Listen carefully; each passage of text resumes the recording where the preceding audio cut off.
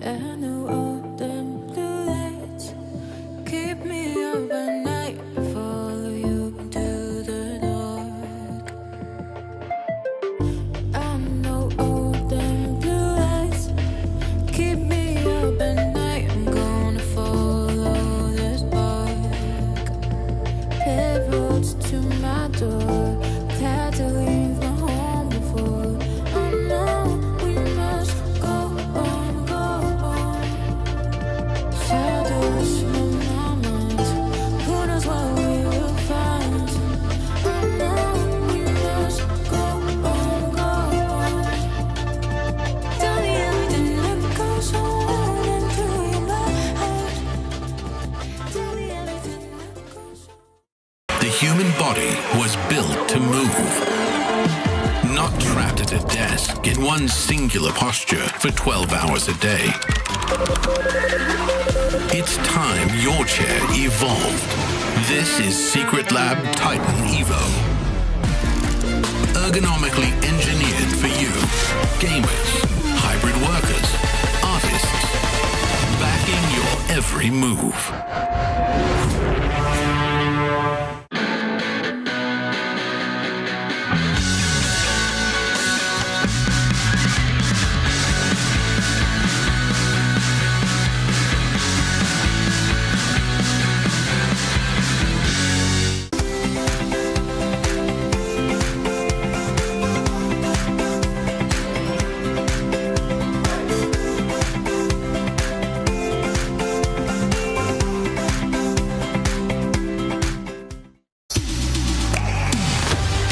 Hi, welcome everybody. This is the Esports World Cup 2025 Free Fire Department, and my name is Gideon Q, and today we've got a really special game today. We're playing Guess That Sound, this time all the way from Southeast Asia, our champions, Onyx Olympus.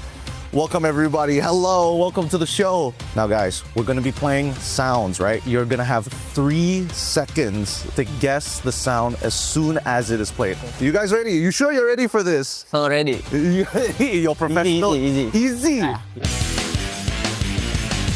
Okay, can we please have our very first sound? OM. That's already correct. Yeah. Okay, can we get our second sound? Can we get it to play one more time? More time. That's Serigel. KG15. Vesaka. VSK. Ooh, So hard. it's pretty hard. I'm not gonna lie. This one is very, very hard. This should be AK. AK, yeah. Oh, just one shoot. Yeah, just one shot. Single shot. Single shot. This one should be easier. This one should be easier. All right. Could we please play our third sound? Serigel. Cepatnya, gila. No, oh, nicely done. Okay, that's two out of three. 2 out of 3. So fast. Oi. Can we please have our fourth sound? M79. FGL. Can we play it one more time and then I'll start the countdown? M79. Betul. Can we get our next sound? Mini Uzi. Yeah! Okay, that one is too easy. That was too easy for these guys. They're professional players.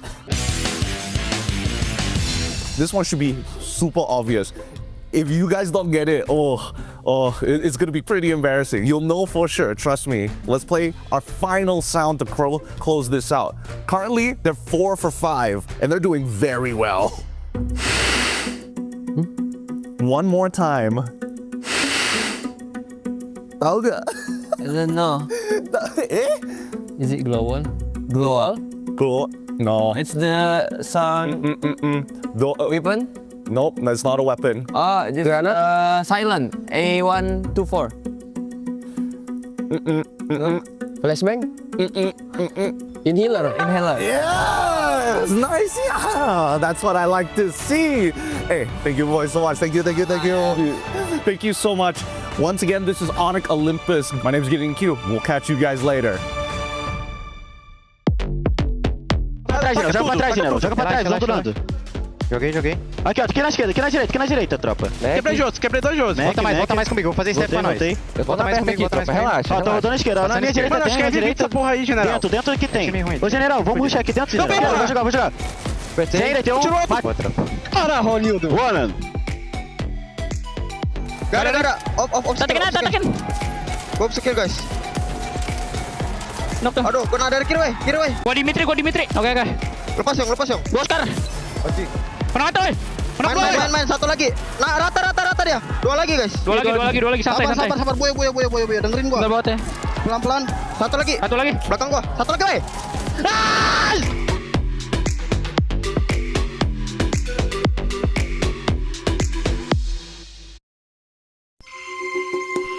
Good day, mate. It's me here, Admat, the Play Hunter. We are now right here in Riyadh, Boulevard, Ross City for Esports World Cup 2025. And I'm here to try to find out what does our pro player doing here in Boulevard.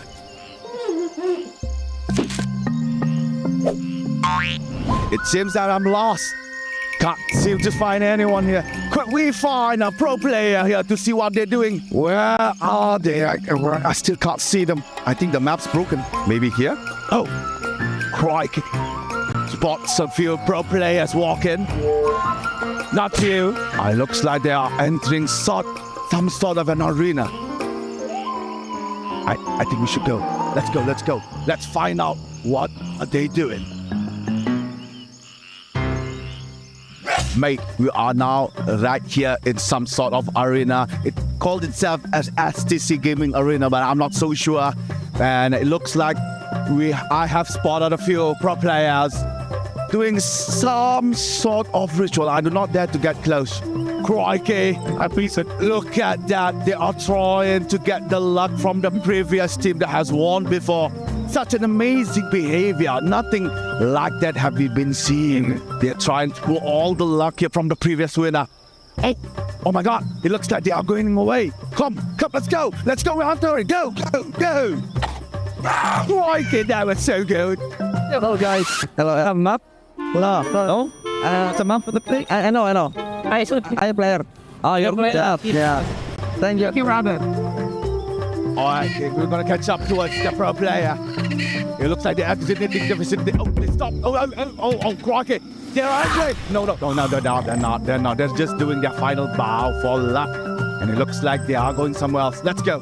We don't miss it. Let's go. We're almost lost him. Let's go. Oh, sorry. It's okay. It's fine. Oh, it looks like they added another one. Now there's 3.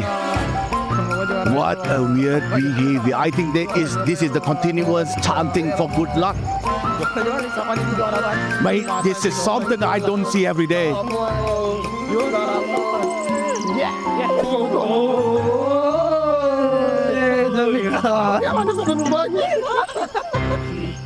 Oh, Crockett, it looks like they have done their ritual. They have went back to their habitat. And that it's all here at Boulevard EWC 2025. I'll see you guys later. Danger.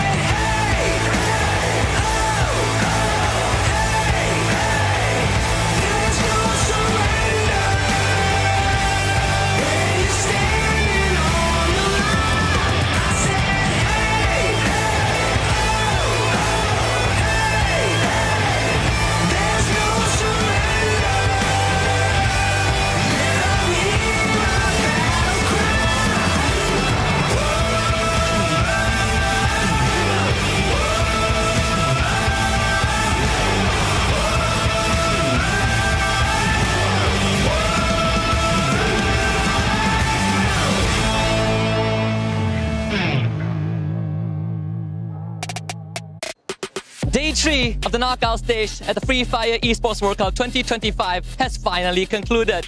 And with the curtains drawn, we now have a quick rundown. Here's how it went. Game number 1 on Bermuda, Rex Dragon Keon, the Kings of Kings, scored their first booyah on the Esports World Cup 25 stage. AG.AL from Thailand, not wanting to be left behind, joined the ranks of booyah holders on match number 2 on Purgatory as they bag a win.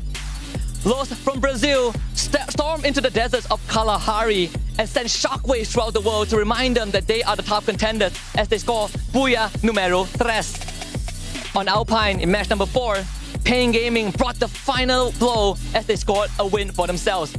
Boulevard United Esports remind the world of their presence on Nexterra in match number 5 by bagging a win. Whereas the hometown heroes, Team Falcons, wrap out the knockout stage and closed out match number 6 on Solara with a booyah for themselves. And with that, we have our top 12 teams heading into Point Rush and Grand Finals for the weekend. They are Team Falcons, Los, Evos, RRQ, Core Memory Esports, Pain Gaming, Buriram United Esports, Team Vitality, Movistar R7, AG.AL, Fluxo, and Dragon Esports. Who will stand the test of time and join the Hall of Champions by the end of Free Fire Esports World Cup 2025? Let the final battle begin.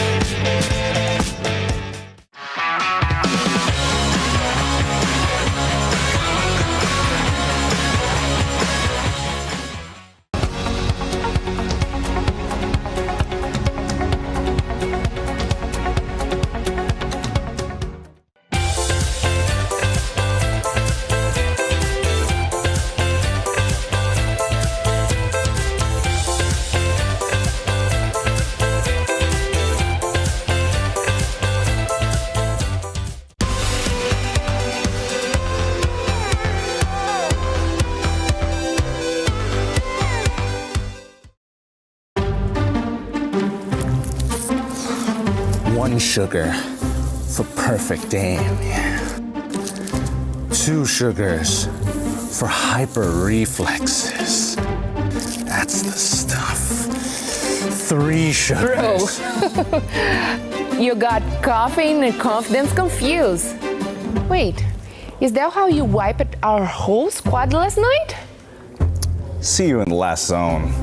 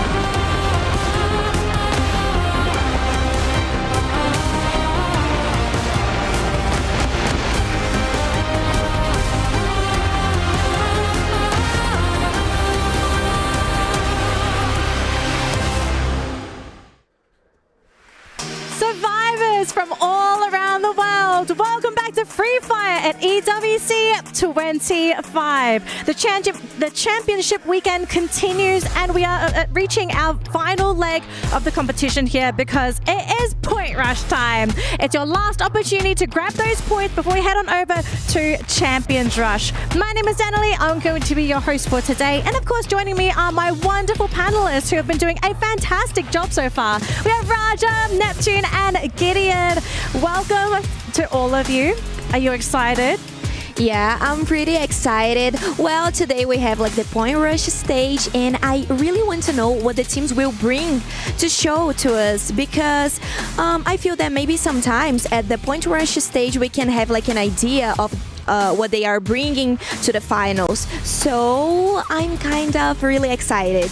Yeah, I mean, I definitely agree with you. This is just a preview of what's going to expect tomorrow, because from out of the groups that we've seen, this is the first time we're going to see them all together in one game. And also, what also brings excitement is the number of head start points they will be getting after the day. Let's not forget about the full reset, right? We're back to 0. Everybody's starting from square number 1. So really, today is where all the games are going to matter.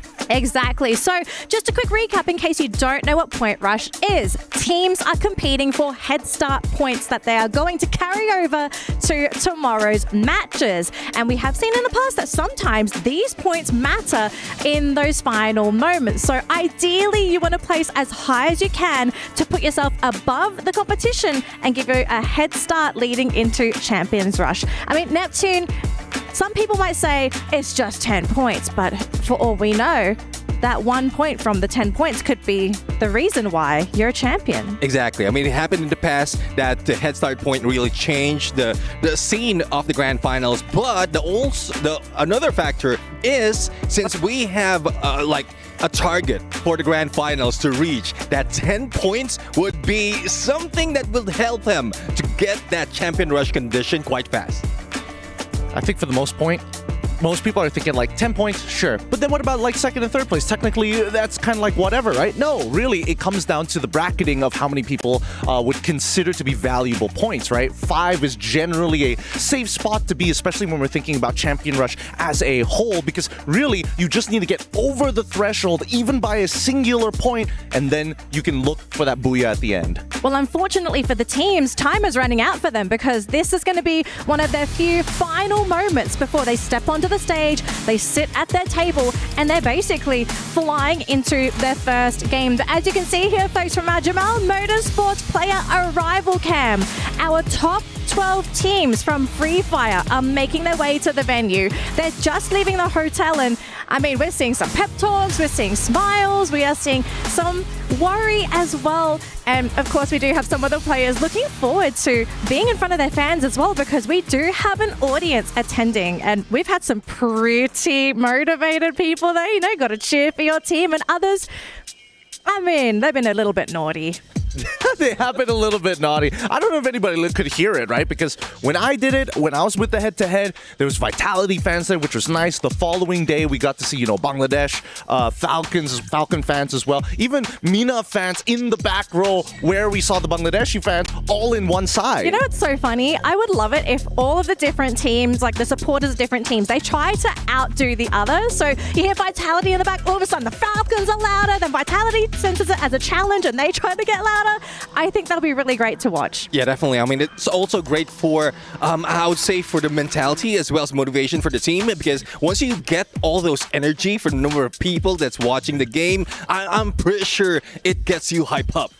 Well, we're going to hype things up a little bit with our Kadir top plays. Let's see what were our highlights for our previous play day, because, I mean, those games yesterday, very tense, because teams realized if they didn't score enough points, they'd be one of the bottom 6, and basically their keys were crushed. We saw 6 keys, 6 dreams crushed yesterday, and for some of those teams, it was heartbreaking. You made it here, but at the end of the day, you came there to be a champion. I think it was impending doom for some of these teams, right? Because you could see that not a lot of them immediately broke down. Others are just sitting in their chairs just thinking, what could I have done better? And a lot of these moments that we see from the Kadir top plays really just boils down to, can I 1v2 my opponents? Or, like what we saw at the very beginning, and I'm pretty sure it's going to show up later, the 2v1s with sniper rifles of people just farming the lobby. Yeah, definitely. I mean, we love to see those snipers really making all those points, getting all those elimination. But one thing's for sure as well, those teams that got eliminated from yesterday, I'm pretty sure they will be thinking, and if they'll be coming back for next year, they will be stronger. Well, I mean, you kind of want to be stronger this year, right? You still have a chance. We do have our Crunchyroll reactions as well. Let's have a look and see how the players have been reacting to their matches too, because, I mean, the audience members, of course, we're going to be cheering. The panel, we're screaming in our green room as well. But you have to see the players too, right? They have to uplift each other, you know? And after every game, you've got those high fives, you've got those bro hugs, but you also have those players trying to comfort each other after those matches where things just kind of don't go their way. And I love seeing these reactions as well, because at some point we, especially in an online scene, when they're doing all those casting, analyzing, we don't see all those reactions, we don't see the emotion from the team. At this point, we are finding out what's their mentality, we're finding out what motivates them, and if they're really, like, if it affects every instance that they win or lose the fight, how does it affect them and probably affect the gameplay by the following match? I mean, I'm just thinking about, hey, Crunchyroll, you're already giving the Crunchyroll reactions. When are we going to get the anime for Free Fire? Garena, another $1 million idea right there. I would love to see this too, and it's really good to see how they are reacting, just like Neptune just said. Well, I personally like to watch how the Asian teams react, because I'm not used to see, so I'm kind of jealous of you guys because you're always seeing it, and it's way different, but it's so cool. I mean, we have like so much culture here, and everything it's going perfectly fine, and I'm really happy to be here. It's such an amazing experience. Well, I do think we have to start getting things moving here, folks. Overall rankings, please, because we need to see how things are going to be starting. Now, obviously, these are the rankings from yesterday. Keep in mind, these points we see here, it doesn't matter. All that matters, the top 12 teams, they've made it to today, and everything has a reset, right, Neptune? Yeah, definitely. I mean, it's a reset right now, but I love seeing these numbers. I love that we've completed and concluded all those knockout stage, because we have an idea on how each players or teams will be doing. But I am seeing some that's throwing me off, especially the performance that they have compared to the regionals, compared to last year. It's just different. So I guess they're also putting up some play wherein they don't want to show up just yet. I think there's also the big argument for some of the, you know, the standard staple teams that kind of set the benchmark for each of the regions. Buriram United as well as Fluxo as well. I mean, LOS and as well as Team Falcons are doing amazing, but their competitors don't seem to be doing that well. So the real question now comes down to, is there something wrong? Is there something that can be fixed, or really has the meta strayed away from them? Okay, I know we had some hot takes on the panel as well over breakfast, how, okay, Buriram, they're saving strats, right? Like that is currently what is coming out of a lot of our mouths. But then I've heard some hot takes where people are saying maybe it's just a case that everyone has caught up to Buriram. You know, maybe is this team starting to lose that shine? Is that maybe a possibility for Buriram? It is, because even from Southeast Asia, we're seeing that Buriram United is even being countered by a lot of teams. So this is one sign that even the other teams are studying the meta, not just studying them, but applying ways to counter Buriram United. And Buriram United has been the dominator of the Southeast Asian scene. So I guess it's good story as well overall. But even from Brazil, Loss has done so much, and I did mention this before, they have been moving like how the Southeast Asians are.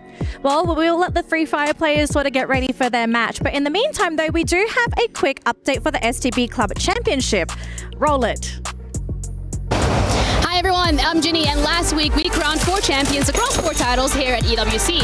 And with week 2 coming up, we figured it's important to keep you up to date in the club championship race. I'm Quickshot, and this is your update. Gaming Gladiators is the real surprise here at EWC, as they are the first non-Asian club to be heading into a women's MLBB finals. They're going to be going up against Team Vitality for the lion's share of $500,000 and a boatload of club championship points, which for Vitality specifically is pretty important considering the fact they have multiple teams across multiple titles here at EWC. In Dota 2, of course, the defending champions, Gaming Gladiators, have been eliminated already. So with Team Spirit being in the finals, they can play spoiler to Team Falcons. Why, you might ask?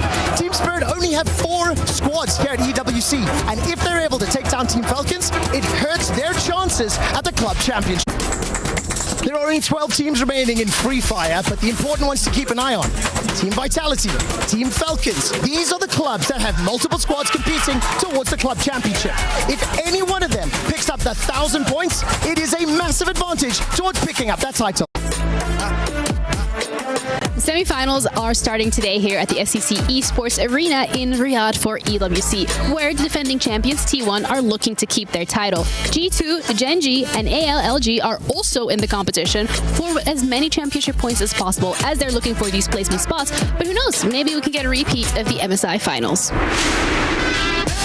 4 more clubs will earn 1,000 points towards the club championship, get to put their key on this totem, find out which 4 will be by the end of Championship Sunday.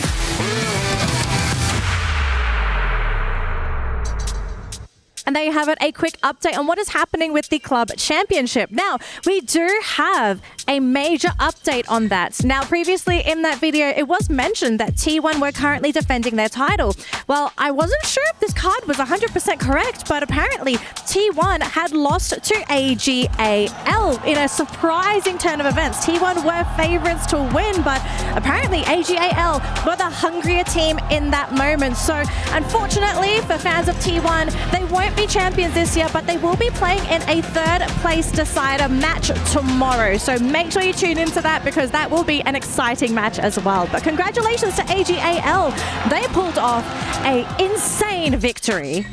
And now, with that victory, it's going to set everything up, right? Because even here in Free Fire, AG.AL is looking to try and compete for some points as well. If they may manage to get 1,000 points and win out in the League of Legends event, that's going to shoot them so far ahead. And once again, Free Fire is going to be the big break for a majority of these clubs. Definitely. I mean, there's potential, especially from Do, who has been an MVP when they played. And Do is a guy who really just motivates the team. Hopefully, the rest of the teams can follow through, even if he is not performing. So AG.AL really has that potential. Well, we are going to talk a little bit more about the teams here, but the Free Fire teams, because we do have our Aramco Power Rankings ready to go.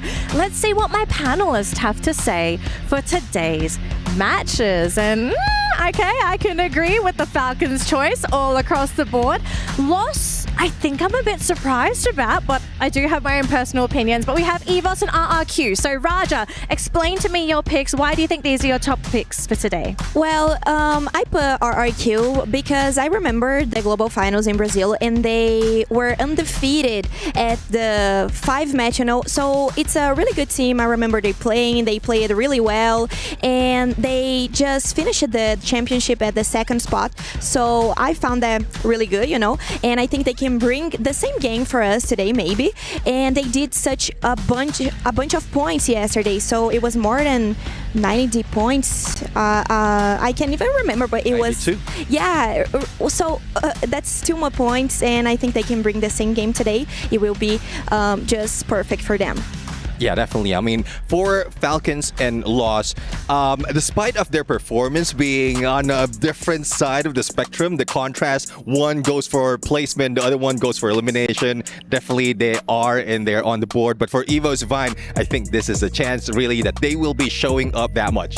I kind of agree with you guys too. So if I could pick another one, I will put probably Evos too. I was going to say the same thing here because I feel like right now, I think Lost and Falcons are in prime position to try and really run away with the tournament. However, in terms of like who would come in that maybe 3rd or even contest for that spot, I think it really boils down to RRQ alongside Evos Divine. Evos Divine for me for today, mainly because yesterday they got a bit of a break. They're like, okay, we're not getting targeted anymore. We can do some research. We can really look into how to outperform these teams during Point Rush. Oh, that's interesting. Am I getting a call from AJ and Husky? Wait, you're in the player lounge? What are you guys doing there? Welcome to the Predators Lounge. Taking a break from Free Fire, but this is where all of the Predators from the various games here, the Esports World Cup, gather. And I think that doesn't sound like a Predator. Sounds like a husky. I can't wait to go to the petting zoo. No, it's not a petting zoo, bro. No, this is where the predators lie away. What? Yeah, you gotta be careful. You look like you belong in a petting zoo. Yeah, you stay behind. I'll be careful. I'll be careful. Yeah, you be very careful, all right? Okay, we gotta check out exactly what all of these predators do here. Because you see, as we see some gazelles walking past, they are the ones in the most danger. Yeah, what? They smiled at me. I'm in danger. You are in danger. I'm in danger. Really Always dangerous. Right? As we go through, you see sometimes all of the predating happens out there. All of the chilling seems to be happening here. Have they chill after a prey? They need to go through simulations of how to get the next kill, how to just grab the prey, rip them apart, just... We see some sort of a courting dance being made here by the players who are taking a break. They've got paddles and a little ball that goes back and forth between 2 couples. This is a very weird ritual. It's not only the small cats need to play, right? The big cats also need to relax, and just calm their mind before they go back out into the wild and lunge at someone. Not me. Lunge. Don't. I hope they don't lunge at you. Sometimes when you go out for a safari, you see all of these predators. You want to take some photos with them in the background. And this is exactly where you go. We've got a little bit of a photo booth here as well for the Predators Lounge. Yeah, they will get their trophy. They complete their hunt, get their trophy, and then they would take a photo and put it up on the gallery. Yeah. And these beautiful gazelles are waiting for their own photos to be taken at this point of time. They got to be careful. They have to there be. are many predators out there. We'll protect them. Waiting to bounce on you them. will protect them. I'll protect them. You will protect them. No, but we got to move on. Okay. We got to see more out of this Predators Lounge. We got to report everything back to the people who are watching. Because if they get here, they got to be careful. They have to be, because there is an area where they not only chill, but they rewatch their glory moments. What? They rewatch the moments where they rewatch the moments that they get the championship, the wins, the hunt. The hunt, they're doing it right now. They are doing it. They're seeing their booyah moments. They're seeing exactly how they rip all of these players apart in the game. And they watch live actions of other people ripping other people apart so that they could rip other people apart better. Oh no, man, this is just too much of gore for me. I can't take it. I think I need some water. Thank God we are at the common watering hole. Watering hole. This is where they drink. They drink. they drink to their success. Yes, they do drink. No, points for little petting zoo animal here. And this is a very unique watering hole. It is. They get to choose what sort of drinks they want to drink. Plenty of choices. You can do it off the hunt. You can do it on the hunt. As long as they are hydrated, they will be at the top of their form to continue to reach the top. I mean, when you're a predator who reaches the top, you get to choose what drinks you want to have. And on top of that, when you are the predator of predators, you get initiated into the Heroes Club. Husky, you and I can't even get that. This is like the home to Turok Makto, the biggest bird in the sky. Yeah, at the Esports World Cup, nothing is granted. Everything is earned. And to earn a spot in that Hall of Fame, Hall of Legends, you have to first become one. Yeah, you can be one of the predators here, but only the very best steps on in there. Do I have to have a chance? It's okay, buddy. I think the match is about to start. Let's go. It's okay. It's okay.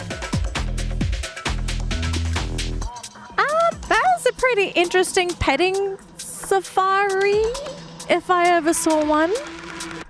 I don't think they've ever been surrounded by that many predators in one spot. They've got to be nervous. I definitely feared for Husky there for a moment. At any point in time, one of the TL predators, like we saw Umti in the back there, he could have just yoinked him in.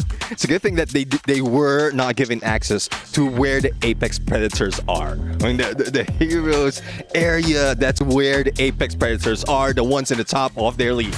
Well, it looks like the players have reached the venue. We're going to be able to catch this with the Jamal Motorsports player arrival cam. And the players, they're ready. They're rearing to go. They look great as well. I love how composed all the players are looking as they're walking towards the venue together. We had our predictions, but at the end of the day, everyone is here for a reason. They earned their spot here at the championship weekends, and they're going to earn their spot by playing in Point Rush today. And hopefully the teams, they all get what they're looking for, because this is just step one, you know? Step two, the execution, all of that happens tomorrow, but you still need to have as good of a setup as possible, especially with Point Rush. Yeah, I definitely. And one reason as well why everyone from what we've seen in the rival, they're just chill. Because this is Point Rush. The teams know that they can get points if they get number one, but the hard stuff is already done. The first 3 days of knockout stage is done. And now they're just relaxed right now, going for the full reset and waiting for a chance to get points for tomorrow's game. Yep, and as you can see, we do have an update for some of those keys. Gideon, we are going to be going into Bermuda for our first map. We've seen all of these teams play on Bermuda, and so far it has been pretty fast tempo for all of the teams playing in the groups. Is there a chance we're going to kick things up a notch even faster for our first match of the day?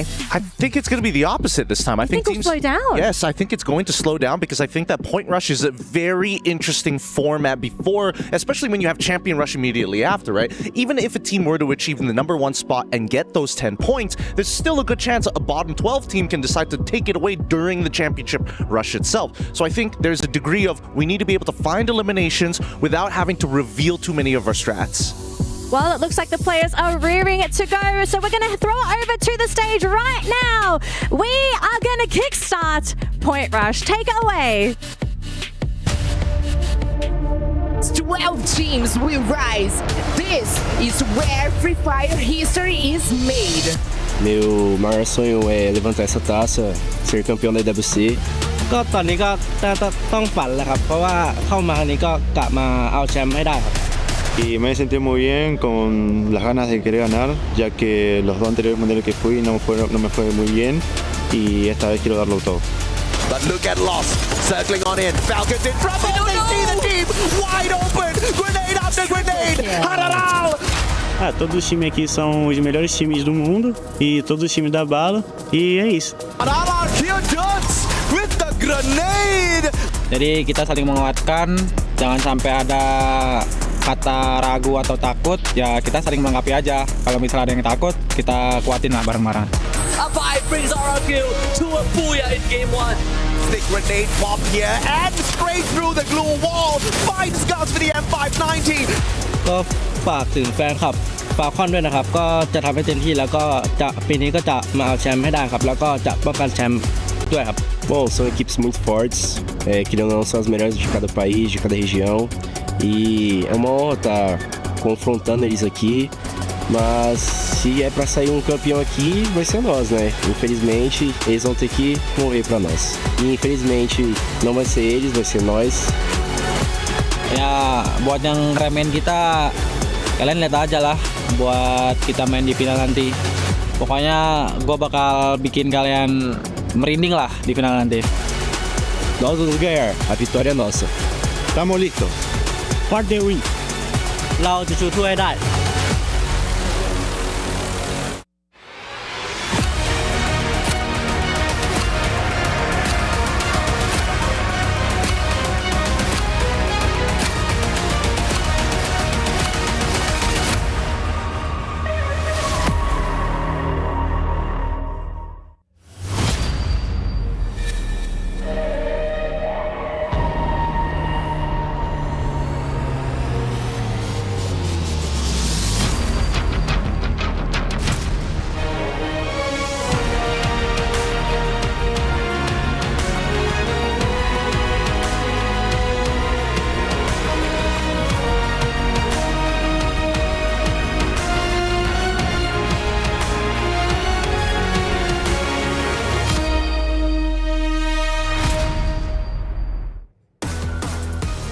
What's up, Free Fire fam?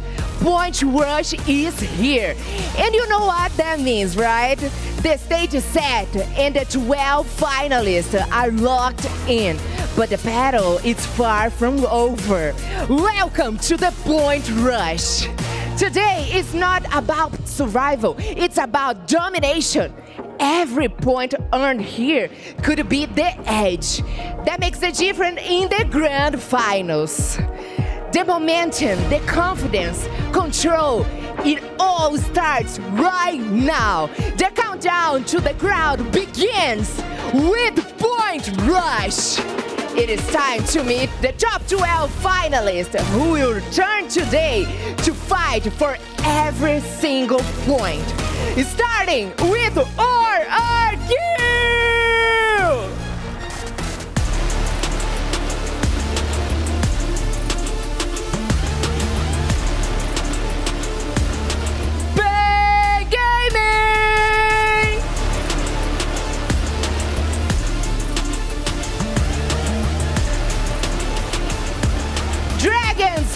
Esports!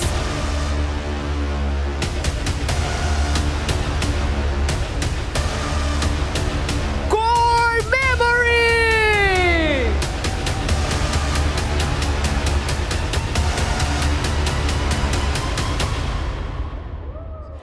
Evos Esports!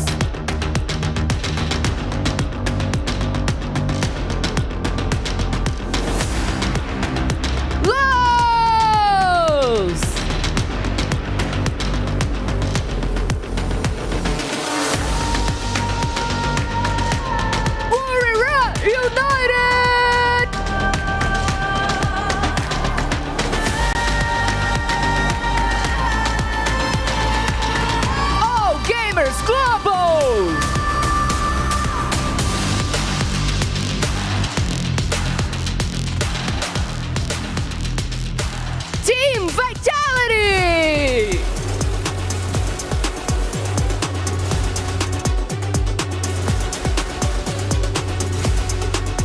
Fluxo!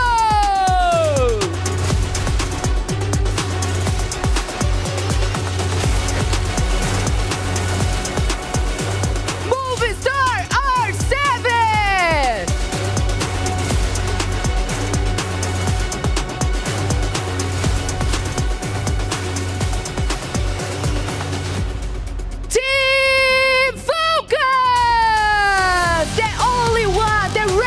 Champions and the first team to finish the knockout stage in the first place. Please welcome the owner only.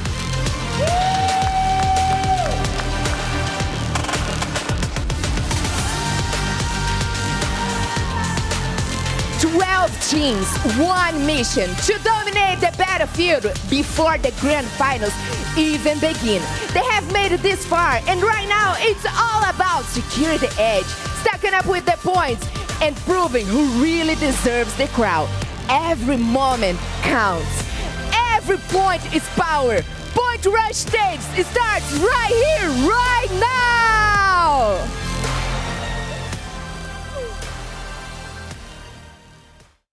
Good night, amateur player hunter. And we are here at Boulevard City for the Esports World Cup 2025. We're trying to find something new here from the players. And look at that. We have spotted a few players here on the side. Hey, looks like they're going somewhere. Let's go. Let's find out what they are doing. Go.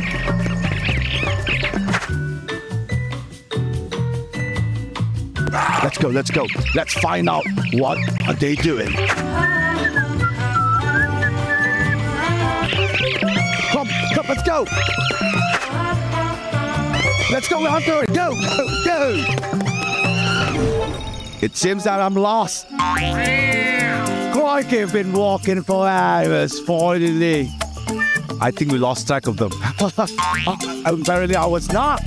Looks like one of them is entering some sort of an entertainment area. Play park. Yeah, both of them are inside. Let's go. Let's see what our players are doing. Play Hunter on the way.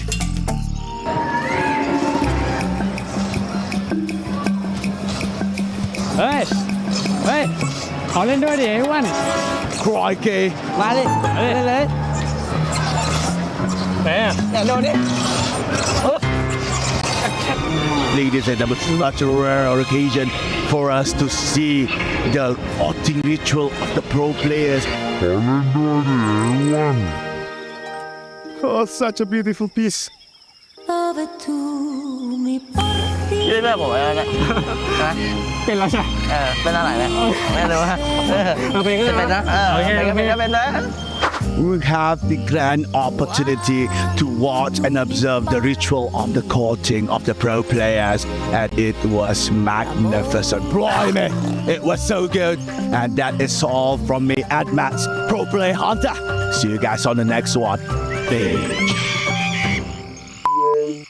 It seems that I'm lost. Lucky for us, Matt's found his way back onto the caster desk because right now is crucial. Right now, from 18 teams, we are down to only 12, where every single one of these matches matter. You are trying to get your head start points in the Champions Rush tomorrow. Like the panel says, every point matters. That is true. Contribution points from the point rush would actually give them a head start to reach that champion rush tomorrow. Again, this is the point rush stage. Nobody is going to be eliminated today. It's going to be 12 today and as well 12 tomorrow. So let's recap a little bit before we go to game number 1. Yesterday, Dragon Esports managed to squeeze themselves on the 12th place, cutting off Vision SPA by mere 2 points.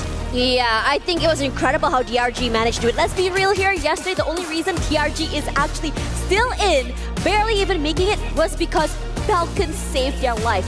If they had Falcons was not able to win that fight, another team would have overtaken them, and they would not have been able to move forward with coming here today. But regardless of whether or not they made it, they have played incredible. They had so many moments where they managed to clutch out insane situations, good recovery, and most importantly, so many big names, like legacy names like Buram United, even Falcons at certain times had also fallen to this team. This team, out of nowhere, has blown our socks off our feet and into the sky. Yeah, that is Dragon Esports. Meanwhile, our returning champions, Falcons, did quite a performance yesterday, retaining that first spot in the knockout stage. And another amazing team, I would say, currently we're looking at them right now, lost Formerly, the former rosters from Miners GG from Brazil, currently now in loss, they were quite aggressive yesterday. Quite a lot of points they have picked up. So many teams that they have faced off, they managed to conquer properly and also dominantly. So on Point Rush stage and maybe as well Grand Finals tomorrow, we might see more of loss trying to deny the title of champion of EWC 25. Yeah, I think Loss has such a great chance of being able to deny Falcons that spot once again, regardless of how it is, based on stats, based on points in the last few days. Falcons is still undoubtedly a team currently on the top spot. A bit more quiet in the beginning. There are moments where we sort of see them falter, see them shake a little bit more, especially since a majority of their roster did change. But, you know, they still have Peter. They still have On Fire. I also just got a wind that for this particular game today, On Fire will be subbed out with only Peter as the final original member of the Falcons roster from last year, here to just really help push the team up all the way to the top. I'm not sure whether it means a change in strat. I'm not sure whether it's just to change that tempo, to, you know, to just bring an element of surprise to tomorrow. That is the question that we all have. Regardless, ladies and gentlemen, now is the time that you want to keep your eyes on the screen. Our first map is here, and the question is, who exactly will be running away with the lion's share of the points today to get that 10 points? Again, 6 has been ousted, 12 is left here in EWC 2025. First match is about to go in Bermuda for Point Rush stage, and 2 teams are in our eyes. Currently, it is RRQ and also Evos. They're looking quite good here, coming towards their 4th day at EWC, while it looks like the aeroplane has finished its pathways from Bullseye up until Sentosa. Every team has managed to actually drop to their respective places, but it looks like we might see some tussle and bustle between Dragons and also Pain Gaming right around Mill. I think... Yeah, you hear the sound of the shooting already. I was gonna say, we are actually hitting the ground running here, as Remind will be the first one to be knocked out. And I think Pain is very, very aware of how they wanted to start this match. It's very aggressive, it's very fast. As soon as they dropped down, they saw 2 members of DRG, and immediately these long-range pickoffs were lethal. The rest of DRG were trying to cross away, but we're gonna move our attention to the members of Falcons for the time being. Yeah, Falcons managed to actually collect quite an early airdrop near Graveyard. Back on Mill. Yasser could not deter himself from Peter. This is Peter from Pain Gaming, yeah? Do remember, we have 2 Peters. One is in Falcon, while another one is in Pain Gaming. So with that said, 2 elimination points has been picked up by Pain Gaming in our early stages of Bermuda. Sadly, Dragons is having a very rough start right here. They wanted to drop on Mill, which is one of their drop points here, but every time they choose that drop spot, definitely there will be another team. During the group stages, whenever Dragons and Red Hawks meet, every Bermuda map, they're gonna meet in Mill, and usually we see Dragons and Red Hawk fight off each other. Meanwhile, Vitality has made a move towards Bima Sakti Strip. Still safe, still fine. There was no disturbance in the force for Vitality. With that, I think Vitality will just collect their resources or maybe rotate to another area. Riverside, Evos Divine just reached towards Nurak Dam. More quiet. I mean, if you ask me, the first 2 days we saw a lot more aggression come through from teams like Bermuda, like Evos. But today is a little bit more different. Just pickoffs now and then, not full-on commits, if you ask me. And I think if anything, DRG could do a very incredible thing if they manage to recover themselves. Rough start doesn't mean a rough game, if anything. But RRQ here. Sorry, excuse me. It's Evos going a bit more aggressive. Finding the members of Pain, giving them a taste of their own medicine on what exactly they dished out onto DRG. Nora feeling the heat, knocked down already as Kochil just pressures him. Glue wall, now it gets melted. As Noda will be quickly dealt with, but the rest of the team still very much intact. Yeah, deja vu have happened towards Pain Gaming. They have lost 2 members towards Evos Divine. They managed to actually fall back. I believe they went back to Plantation. but we just have to see what will be the pathway for Pain Gaming. And I was right, they went to Plantation, they got that jump pad, and they run and retreat all the way to Shipyard. Meanwhile, Rainbow 7 is in peak. I'm not so sure whether or not Buriram was in peak previously, as I was eyeing myself on towards Mill when they were dropping. Yep, Buriram was in peak, spotted by Rainbow 7. Dangerous. Shots being hailed towards the Thailand team, but they managed to find space, but no, except for Wasara, and as well as Get High. Two members of Buriram United has been taken by Rainbow 7, and right now they are on 3 points. It looks like the Thailand Killers are at it again. Oh, R7's doing phenomenal. Games King on that high ground took full advantage of that jump, and I understand that BRU did not want to hang around peak area. There are just too many teams that they don't want to lose members too early. They don't want to take these early fights here, but as R7 were the hunters, now they are the hunted, as Vitality would also like to join in the fray. Koja already finding his first mark, and they rush forward here. Kyung, a lot of space taken already, the nade to start off that fight, and he's going to reposition himself to a nice off angle here. Finds nothing quite yet. R7, I have to say, they're slippery and they're hella fast, moving away from Vitality, not allowing them to take this fight. The decision to get back Games King and then using the mini jump pad to actually go towards the mana nearby peak here provided a great escape for Team Rainbow 7. Vitality missed the opportunity to try and wipe out that Latin American team. Meanwhile, Joanna and together with members of Buriram are currently in Mill. I believe they managed to get back at least one member. Yep.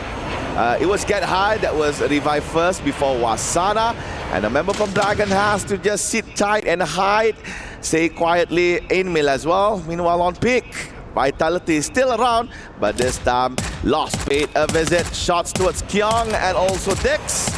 Azrael managed to actually escape himself away from Nando.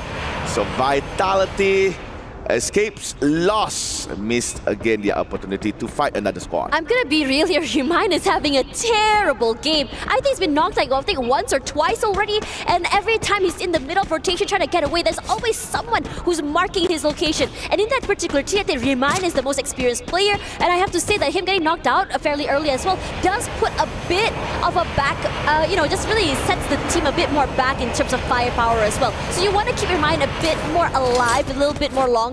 I think for them right now, just positioning is a little bit more out in the open. They're not being able to take advantage of their positioning at all, and a lot of teams are understanding this and abusing the heck out of them. DRG, this might be a bad start, but I would really like to see some recovery from them.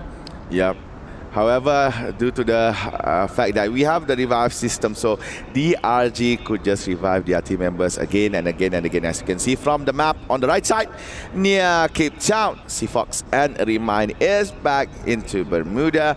We are still yet to find our first team to be eliminated on match number 1 here, and Circle number 1 has just completed its rotation. It's gonna be a Riverside, part of Peak, as well as Mill, as the new area for the players to be safe in.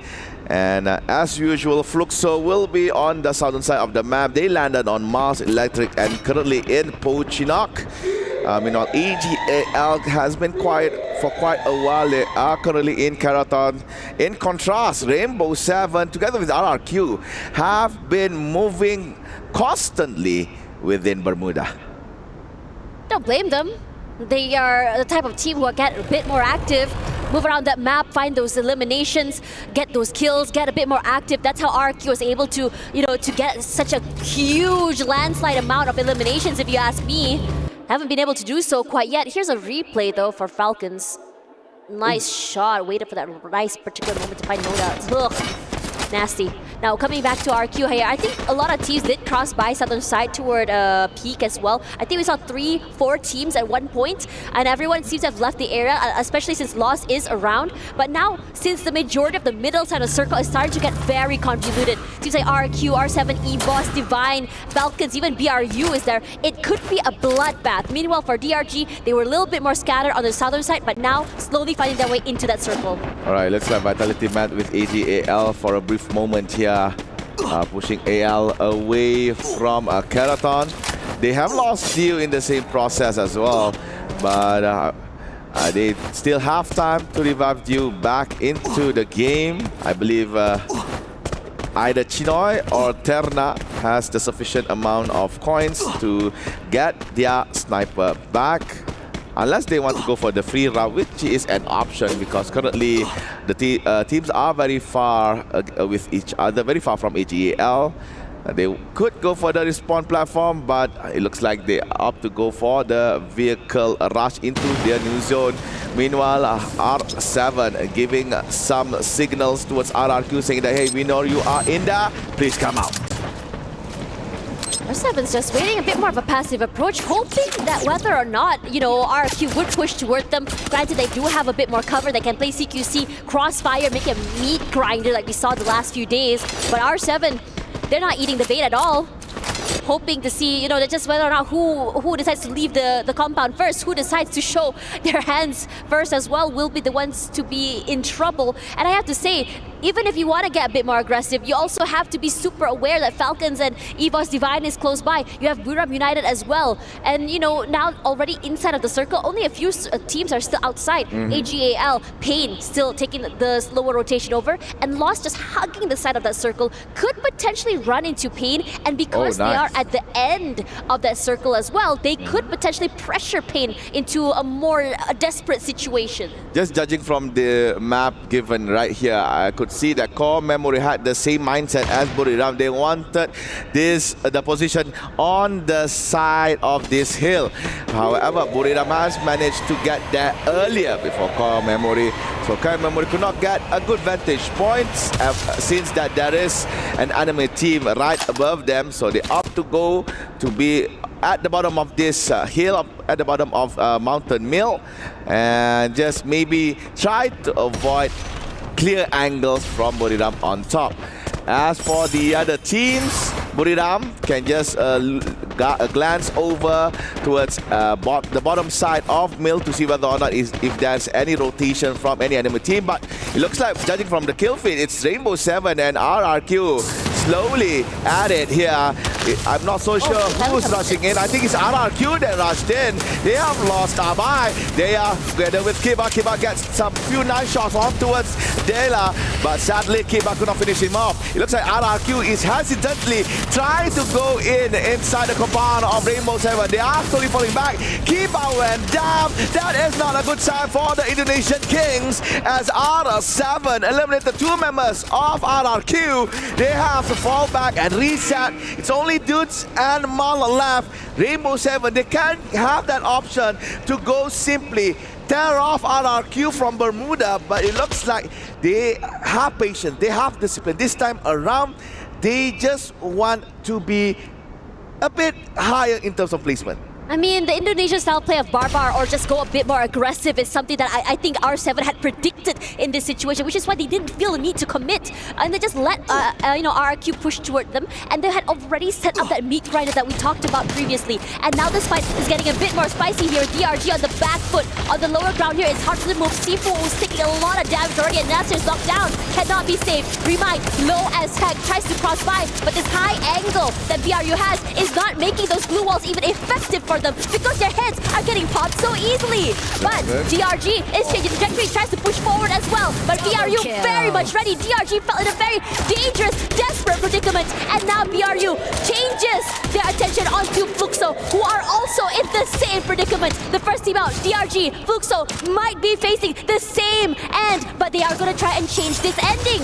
Rushing up forward, up onto the high ground here. They rush forward, makes it slower, closer and closer, escaping to BRU. But the jump shots are great. They rush forward, they shoot, but Vitality decides to put their hands in the cookie jar, and Buram United were not expecting this outcome, but Vitality as well are going to fall, and Buram United are slowly making amends, making sure that they're able to come out on top. Fluxo is now here as well. Butin alone, Bushi knocked down, Wasana all alone, rushes forward, he tries to make it work, he cleans up house, and Buram United through the chaos prevails with the 7.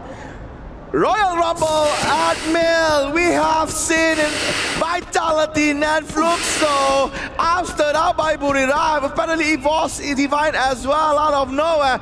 Core Memory managed to actually steal a few kills in the same process. AG.AL as well is no more on 8th place.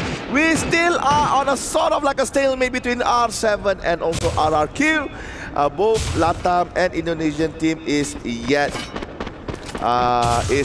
to go in. Regardless, Core Memory trying to get into that circle. They have a bit more space compared to the rest of the teams here. It's about to get hectic in the middle side. They have the access to that airdrop as well. But R7 doing a great job of gatekeeping Pain out of that circle. And the rest of the team just drop like flies. And now Core Memory is in trouble as RRQ cases upon them. RRQ, they have to control Rainbow 7 and at the same time controlling Core Memory. Core Memory has a monster truck that can be used to travel. Dudes managed to throw a grenade. Dawn is on the ground. Jump, trying to find space to get to Dawn, but Jump went down as well. Cougar and Zen trying to go inside the zone as far as they go, but Cougar exploded by Dude's grenade. Zen goes down as well with Miles AWM. Core Memory eliminated on the 4th place. Now we 5th place, I'm sorry. We are now left with 4 members. M-Lost finally making their appearance, trying to attack Rainbow 7. And it's getting really spicy right now as Falcons completely demolish the rest of RQ here. They're gone. Eliminated 3 teams left. R7 juking their way away from Lost, who are putting everything in the kitchen sink to take away this space. Falcons gatekeeping, keeping the teams at bay. Nando 9 explodes as Kiroro's nade actually lands onto him as well. But Kiroro, he's not done. Nando 9, round 7, also the next one to fall as well. As Falcons collect 4 to their name, and they're not done. Rushing forward. R7 also now in trouble. Their positions are good, looking to overcome. Della as well, trying and struggling, and he cannot find anything. His teammate is close, but separated from one another. And Falcons are just completely overcoming them, swarming them like flies. And R7 is now out. R7 dropped out on 3rd place, is now left Falcon and Lost. Thailand versus Brazil. Rigby and Jonathan all is left for Lost. Rigby trying his best to get some shots on towards Team Counter. Peter on the fence. Went down to General, but Rigby goes down as well. It's all up to General now. But General goes down. Kiroro is better. And there you go. Point rush, game number 1. Booyah belongs to Falcons. Amazing, amazing stuff. A bit more quiet in the beginning as many of these teams are a little bit more safe when it comes to rotations and play. But that ending was bonkers if you ask me. It was just chaotic. It was a bloodbath of so many different teams just fighting for that booyah. Everyone brought their A game forward if you ask me. It's just that Falcons were a little bit faster to the middle side of the circle and did a great job of making sure that everyone is gate kept out and they were forced to fight off each other. And Falcons, all they had to do, well, just clean house. Yep, another booyah, another day here for Team Falcons. They're quite, I believe they're quite linear in our current game. We can't say that they're very rushy, but at the same time not very defensive. Quite linear, quite balanced. They've managed to find rotation to enter the new zone safely. Fight off a few teams in the process, but waiting patiently on the last few moments of the game. Firstly, eliminating RRQ, then managing Rainbow 7, and after that, just taking out Team Lost. That's right, guys, and don't go anywhere, guys. Map 2 coming very soon, so we will be right back.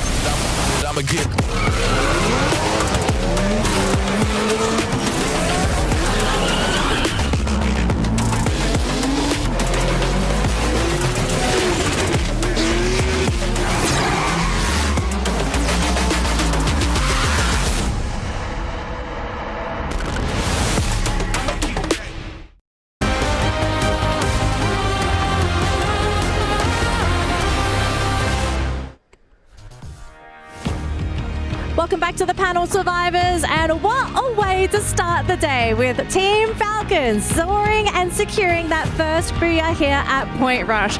Already off to a strong start, but it's just game one. We've still got 5 more games to go. Now, before we quickly recap what happened in that previous matchup, we do have a major update for the Club Championship. So the STC Club Championship update. This one's a pretty big one as well if you tune into Mobile Legends Bang Bang. So Vitality beat out Gaming Gladiators in the Mobile Legends Bang Bang Women's Tournament, and putting that victory, Vitality is now in first place in the Club Championship, which is a great start for Vitality, but maybe now a bit of added stress to Vitality in Free Fire, because now they need to perform to put Vitality in a fantastic spot here in the EWC Club Championship. So look at that lead, gentlemen. Vitality could be feeling fantastic about that. Yeah, I mean, definitely Team Vitality is feeling the pressure right now, because after that booyah, and Team Falcons is just right on their heels right here. So I guess Team Vitality can really, or will really need to grab the championship just to make sure that their club is on the top. I mean, they need not only the championship, but they also need Falcons to be at least 4th place so they don't accidentally get overtaken, because I think it's 800 points just for being in 2nd place alone, right? Yeah, so the points you get if you place high, it's very big, very significant. So basically, any top finishers, you kind of want that to happen. So for Vitality, you kind of want to improve that lead, but for everyone else, the race has begun. It's time to catch up. You've got to get that top 8 finish. But of course, for Team Vitality, they also want a top 8 finish here, right? Because that's going to unlock the prerequisite for the prize money. So we'll have to see if that's going to be the case, but let's head on over back to Free Fire, because that's where we are on the broadcast. And I mean, game 1 has happened. Falcons get their first booyah. Let's break down this game. It was a very bizarre one, gentlemen and ladies. It was very slow. We had so many teams survive up until the last couple circles. I think it was still 11 teams were on the 4th, 5th circle? That's almost unheard of on Bermuda. Yeah, definitely. I mean, well, a factor is everyone knows Bermuda. Another factor is everyone wants that survivability factor. So they want to grab that booyah, make sure that they have that head start points, so jumping into the grand finals. But there are a few unfortunate events, especially for those at the bottom, like Dragon Esports. Remind, as the casters mentioned, not only once, but if I'm not mistaken, thrice he has been targeted. Thus, they ended up with no points. Yeah, and Gideon, something I like that you pointed out when we were watching the games earlier, right? The teams were making interesting plays, right? Every move was intentional, very decisive. So it was either you were fighting or you were disengaging, and we saw a lot of retreating. Oh yeah, absolutely. I think this is one of the more interesting early games that we've seen before, because again, other than the teams that had an active, a proactive approach into the game, Pain Gaming being a big highlight because they were actively hunting down the Dragons, Evos as well, trying to kind of intercept as many people as possible. But I think at peak itself is where we saw a lot of the teams, hey, they got their spots, we have to disengage. We're seeing a lot of squads actually rotating off of it before we saw the snowball effect coming into Ring 3 and 4. Yeah, I mean, I remember the position of Movistar R7. They are in the rooftop of peak. Buram United is down just at the ground. And I guess, though they are comfortable with that drop spot, it's just difficult for them to maintain and having someone bothering them. So they just jump out, and that's when 2 of the players of Buram United just go down. And then Team Vitality follow through, and there's a lot that happened. Well, and something that I want to add about R7, it's because, I mean, they do not respect Buriram as I think Buriram would like to be respected. So they are not scared to face Buriram, I mean, face to face. So it's good to see, because I think it kinds of give more fire to the game, you know. And I mean, R7, it's a brand new team playing like something worldwide championship. So Buriram probably doesn't even know the strategy that they will apply at the game. So it kinds of a surprise, you know, for them too. Can we also talk about the domino effect and some of the rotations that actually happened? I mean, the snowball effect all started when Team Vitality realized, hey, AG.AL is kind of outside of the zone. They got the pick off of Do, and it ended up hurting Fluxo unintentionally, right? The rotations ended up being, hey, AG.AL came a little bit late. Fluxo realized, oh, they're behind us. Then they noticed the mill effect where everybody, CRM, Buriram, Team Vitality, all in one place. All of these rotations ended up happening much earlier on into the match. BRU rotated early. R7 had a super powered position because the ring eventually pulled to the opposite side. Yeah, definitely. I mean, all that disruption that happened, that's where Team Vitality has been clutched out by Wasana. We also saw Fluxo being eliminated just in that same area, and it does fall through. After the chase from Pain to take down the final survivor, which is Wasana, then that's when it stopped. That's when everything slowed down towards the final few teams. I mean, the domino effect started because there were just so many players within such a small space. And now begs the question, we're going on to Purgatory next, and this map is obviously much bigger than Bermuda. Does that mean we're going to be maybe seeing that same style? Because to be fair, I do think Purgatory allows for a much more slower playstyle because you're not all cramped onto such a not so tiny island, but it's a little bit bigger than Bermuda. But I mean, is that something that's going to happen? Or do you think after that match, teams are going to look at this and say, okay, if everyone's going to play so passive, it kind of makes sense to just kick it into high gear and actually start playing aggressive? Yeah, definitely that is what Team Falcons has been doing. Every time a reset is happening, Team Falcons is just grabbing and raking up the points. And I guess R7 is also trying to do the same. From the beginning, they're the ones targeting Dragon Esports, and they took them out. Even as they follow through, even Boulevard United chased out, they're just in there being the Apex, or trying to be the Apex Predator until Team Falcons came in. Well, we'll let the teams get ready. But in the meantime, though, we actually managed to get a quick chat with Evos before the matches started today. So let's see how Evos are feeling coming into Point Rush. Hey everyone, it's Evos here with Yunso. So right next to me, we have Ray and Rasya. Okay, so you guys, yesterday we just finished our Group A and C. It was a very intense match. So overall, I think everyone are keeping their eyes on Evos, Falcon, and Lost. What will you guys do to handle the situation and also to bear the stressfulness things? Tentunya kemarin kan kalian sudah melihat dan sudah menyelesaikan juga dari tim A dan juga tim C. Dan tentunya sekarang setelah mau masuk ke dalam babak knockout, itu sudah tentunya kalian sebagai top 3 yaitu Evos, Lost dan juga Falcons gitu kan. Pasti bakal jadi diincar gitu. Bagaimana cara kalian tentunya menekan pressure yang dapat dari tim-tim lain dan juga strategi kalian untuk hari ini? Mungkin kalau buat hari ini kita bermain buat ngebaca game aja sih, karena kan kita baru masuk ke rush point, jadi kita perlu ngebaca game-game lawan hari ini. So I think for today, we're just gonna try to read how's the opponent gonna play, because this is still the first day, and everybody just gonna do something new as well. So we're just trying to read them for now. Alright, that's really good, Ray. So Rasya, what is your goal today for the Point Rush stage, and realistically, what is the placement do you want in today's match? Untuk Rasya, tentunya kira-kira secara realistik, goal kalian hari ini apa dan placement kalian yang kalian harapkan itu di mana? Mungkin kalau dari aku masalah placement nanti dulu. Kalau dari mungkin lebih disiplin aja mainnya dan lebih rapi, mungkin itu. Okay. So I don't want to think about placement too much right now. I just want to play better, and I just want the team to be more disciplined. Yeah, discipline. What a very nice answer from our players today. Well done. Really glad and relieved to hear that Evos is still keeping a very fun vibe so that they can play the best today. Good luck to you, Evos, today. Alright, sad to see that on the previous game, Evos Divine was eliminated quite early in the match. And yep, as said by Rasha, discipline is everything. Placement is another thing. So for game number 2, Evos Divine is looking to try and maybe play a more secure play style to ensure that they don't get eliminated again.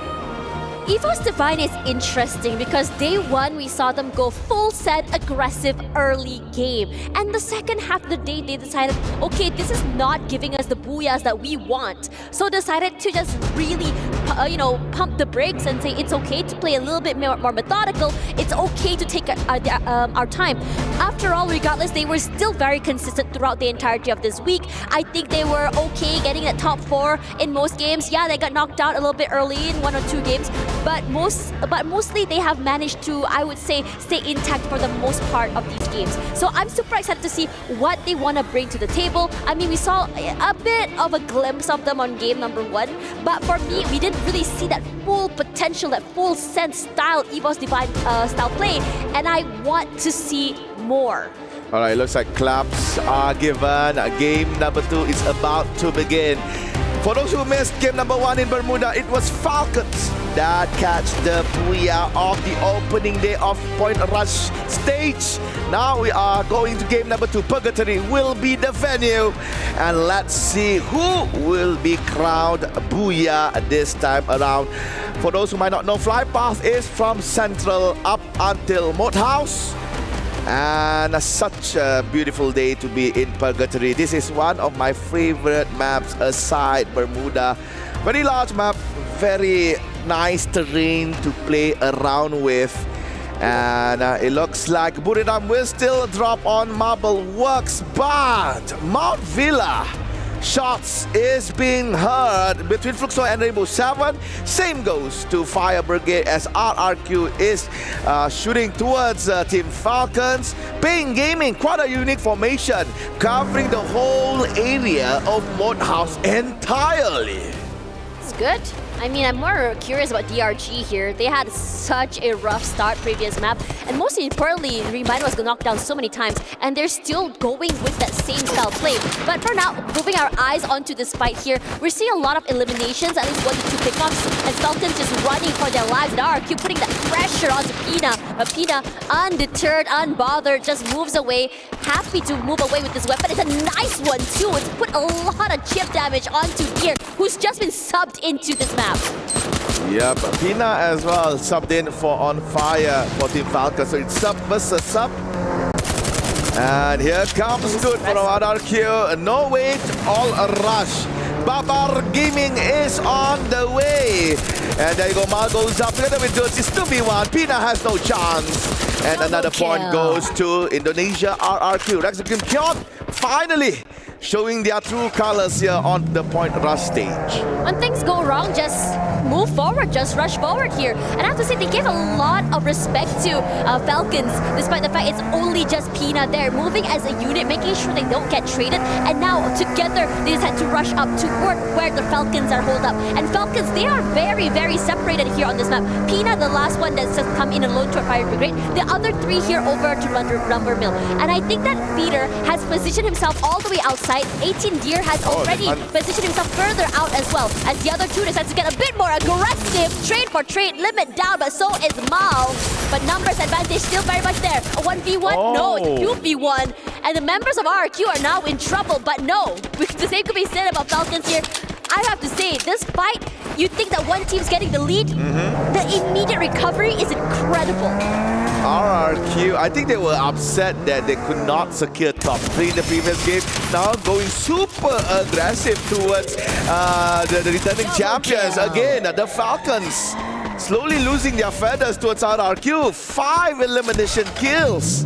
And this is just between RRQ and Falcons. RRQ did not hunt any other team, it's just Falcons alone. So 5 times Team Falcon experienced death. Time and time again, they have to go down, revive back, go down again, revive back. So I think the only option for Falcon is just to try and stay away from Lumber Mill. And now we're looking at Marble Works. Fluxo has started their route by hunting down Buridam, but it looks like Gio is the one hunted down. This just immediate trades from all these teams just show how aware they are and how quick their rotations are from each other as well. Wasana barely even spots the hit of Bobs there. Bobs take a lot of damage. He's still hunkered down behind that glue wall, but not for long. Gyu does get eliminated, and Wasana, he wants to go for the chase. The rest of the team here understanding the predicament. I think it's a great idea for the rest of Fluxo to say it's okay, move all the way back, and just reset ourselves to be able to continue on this map as well. As for me, they got another kill to their name, and honestly, flex that. Yeah, that was the replay of Peter taking down a member from Team Lost. I could only see it on the kill feed. But yeah, talking about playing gaming, they dropped quite uniquely here, covering the whole side of Modehouse.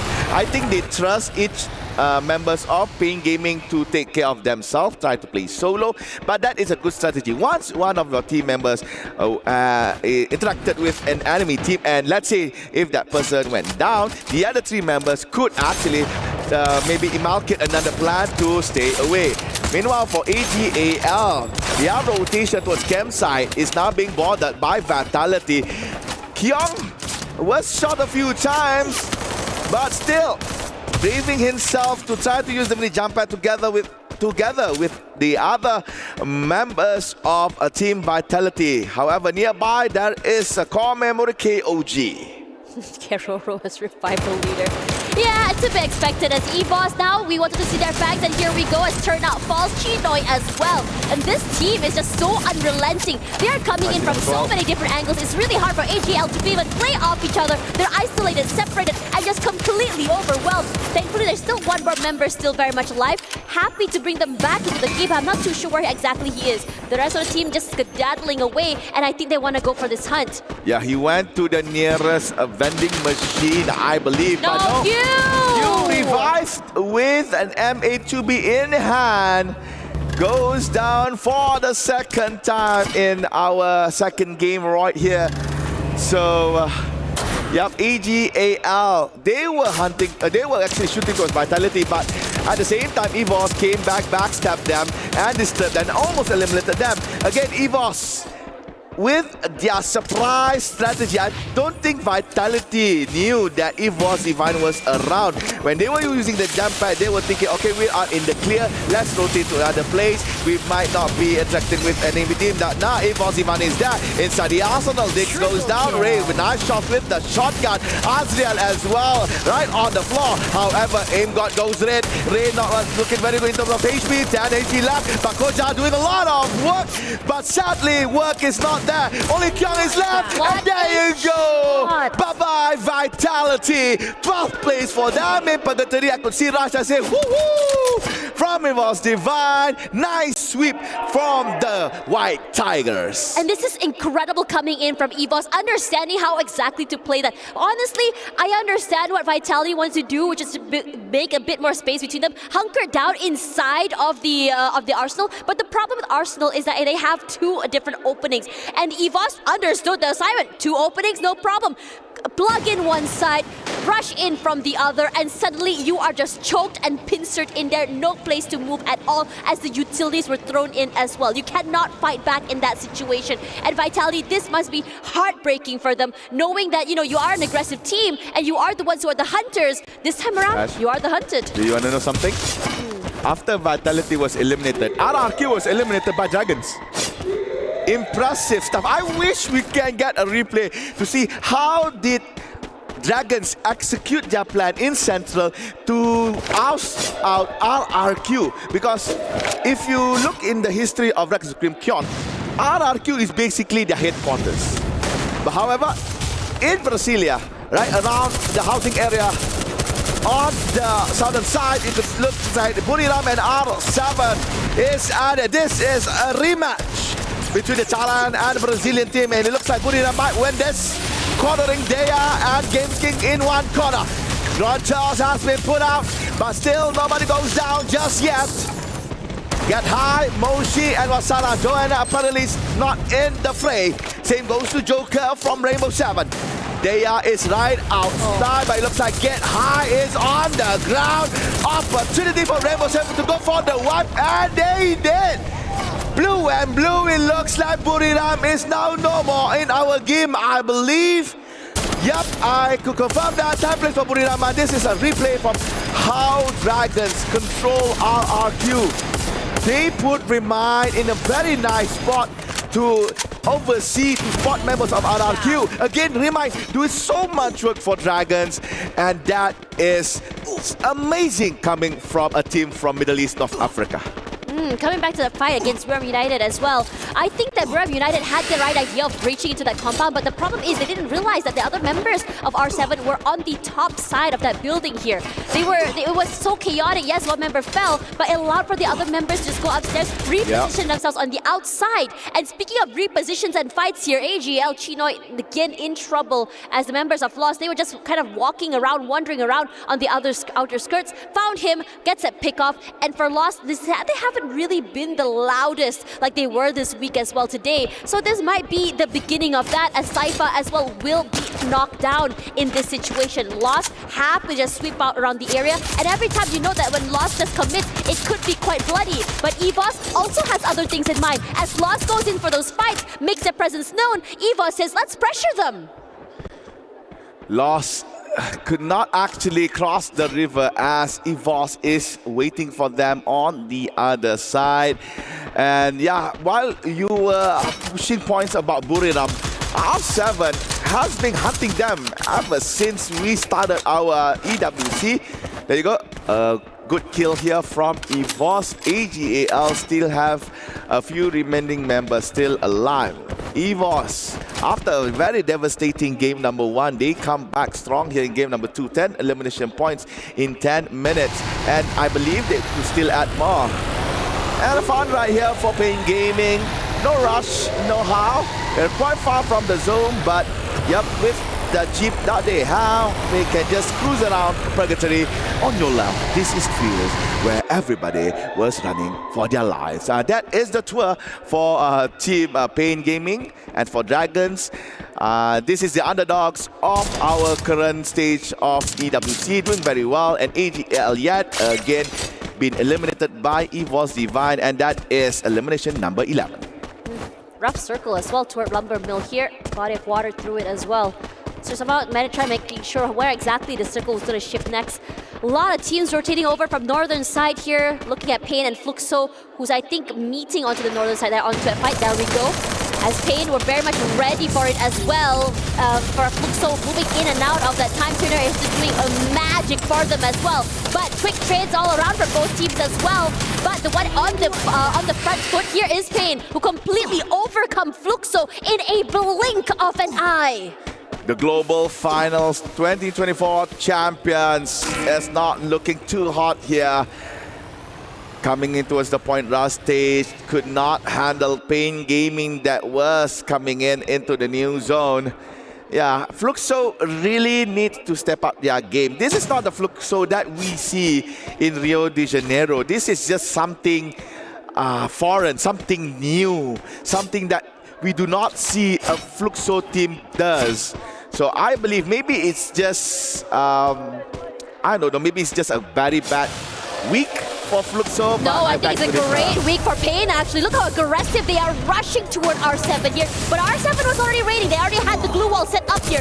And Peter decides to make the glue walls his own. Takes Games King down quickly. But AG.AL also is here. It's a three-way fight. And everyone, it does an all-out free-for-all. Peter gets one. Della knocked out. Dew as well. R7 is just somehow still surviving this onslaught. Barely any players left alive. But Pain not allowing that to happen anytime longer here. Gets a pickup as well onto Peter. And AG.AL not done quite yet, because here are the White Tigers who are rushing toward Pain Gaming. Yeah, Pain Gaming wants to bring in the Pain, but the Tigers are aggressive as heck.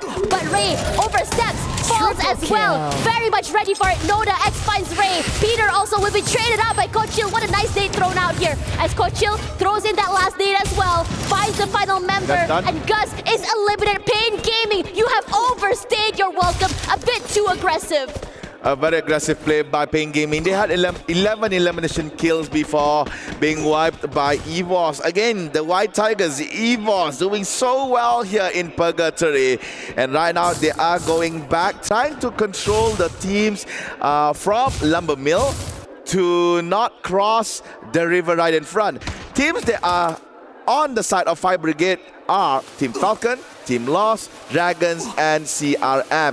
Basically, 4 out of 6 teams are outside, on the other side of the river across Team Evos.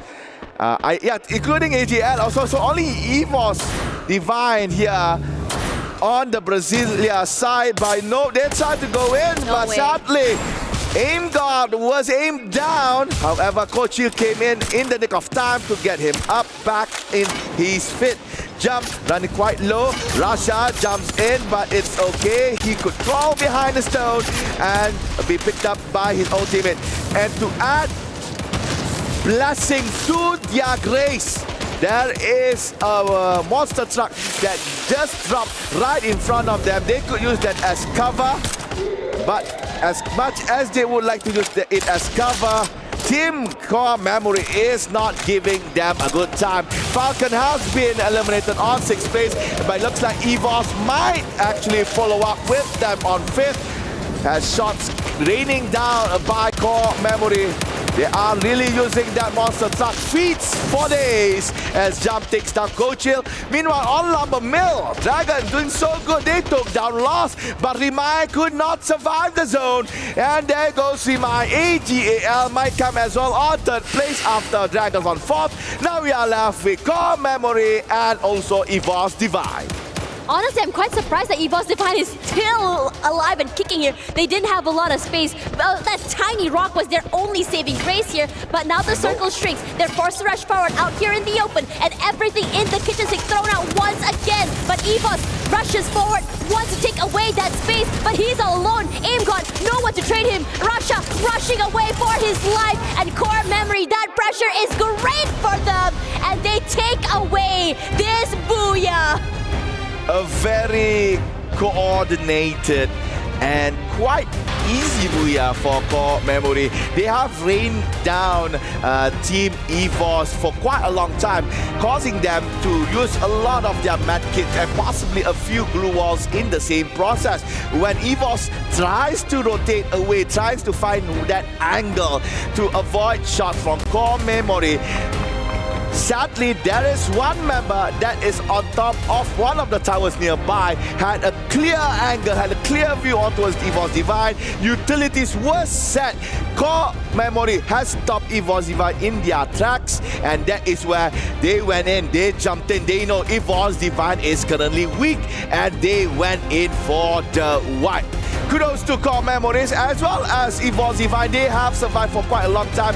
And for the Evos Divine, for game number 2, Purgatory, they are the most aggressive and competitive team that existed in that game. For now, we have an interview on stage here. Carol, what is going on down there? Wow, it's getting hot here, and it's all about the point rush stage.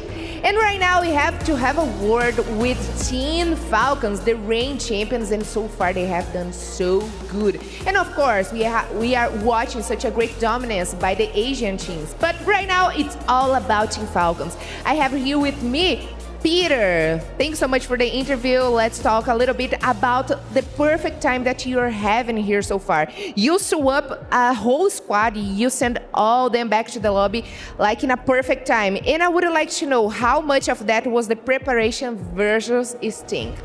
ก็เมื่อสักครู่นะฮะเราได้เคลียร์แบบว่าเคลียร์เราได้สวีปเคลียร์หลายๆทีมเลยนะฮะส่งกลับไปนั่งรออยู่ที่ล็อบบี้เลยฮะอยากรู้ว่าเราได้ณตอนนั้นเราคิดอะไรบ้างครับหรือว่ามันเป็นไปตามสัญชาตญาณอย่างเดียวล้วนๆเลยครับก็เล่นตามวงครับไม่ได้มีอะไรมากเลยก็เราเล่นตามสไตล์ของเราครับ Actually there's nothing like much about that. We just play like basis on like usually we just play like depends on the circle and like everything has just going according to our plans.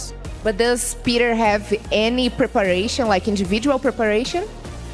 มีการแบบว่าได้เตรียมตัวแบบว่าอะไรเป็นพิเศษบ้างไหมครับก็แค่เล่นให้เร็วกว่าเดิมครับ So we increase the game pace little by little. Okay, for us to finish our interview, let's talk about a little bit of the team synergy. We are watching great synergy between you guys, and specifically Pina subbing in for On Fire. What was the vibe like, the team right now? Because you guys changed the roster from last year, and how was this new dynamic? ก็เดี๋ยวมาพูดคุยกันเรื่องของซินเนอร์จี้ของทีมบ้างนะฮะเคมีของในทีมได้มีการเปลี่ยนตัวผู้เล่นเข้ามาเนี่ยฮะมันมีอะไรเปลี่ยนแปลงไปบ้างไหมครับก็ไม่มีอะไรเปลี่ยนแปลงมากครับเพราะว่าผู้เล่นของเราทุกคนก็เล่นได้ดีอยู่แล้วครับ Actually, there's no difference at all because like every player we have like really good skill already. So just a little of adjustment, then we are ready to go. All right, they are definitely ready to go here at EWC 2025. We have heard enough from Team Falcons, and right now we just wanted to watch more and more from this team. Thanks so much for the interview. Good luck in the rest of the day. And right now we're gonna have a quick break, but we'll be right back.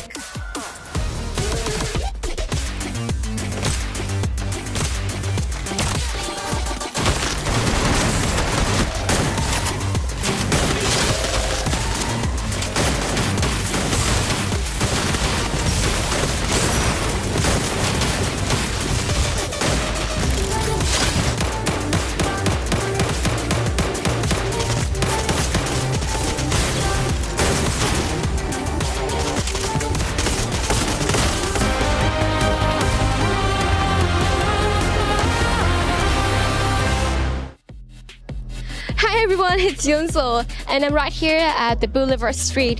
I wish you guys could be here because it's very fun here. Many things to explore, but you know what? I'm kind of having a bad day because all of my city regions, they seem to be like doesn't have a good game.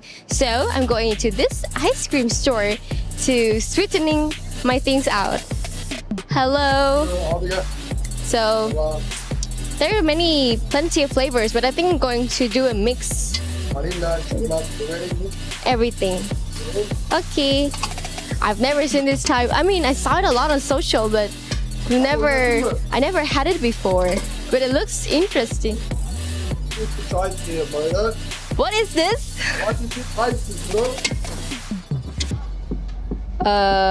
How can he? Thank you.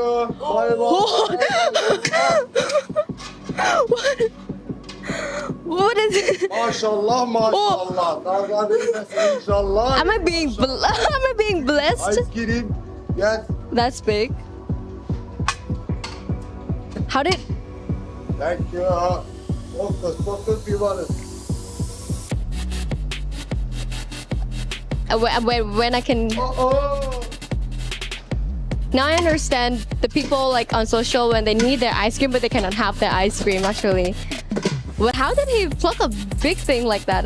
Oh, thank you. Oh, I thought I can. Thank you. Oh, thank you. Thank you. Oh, thank you.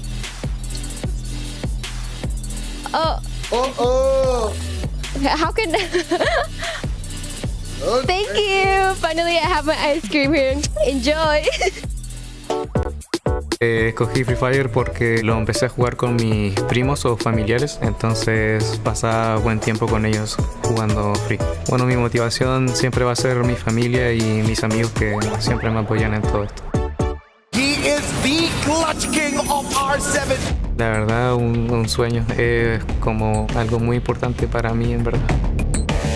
Pues vengo a ganar obviamente, creo que es uno de mis mayores sueños, entonces obviamente vengo con todo el power. Movistar R7!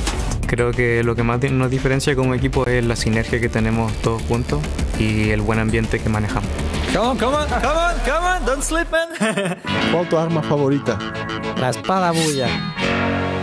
Now they're still hunting those white tigers. No depende contra nadie con quien me esté enfrentando. Siempre soy agresivo. Games Kings is going to be player number 2 to make contact right around the corner. Nosotros no tenemos rivales no tenemos rivales. Todos los tomamos como por igual. Games King entered the chat and Moshi is on the ground, giving the 5th point here for R7. Que se preparen porque R7 va a ir a comerse a todo el mapa. But R7 playing it smart, going in for the flank around, but one great big mistake, and R7 delivers their first booyah of the day. Movistar R7 proving exactly who the stars are.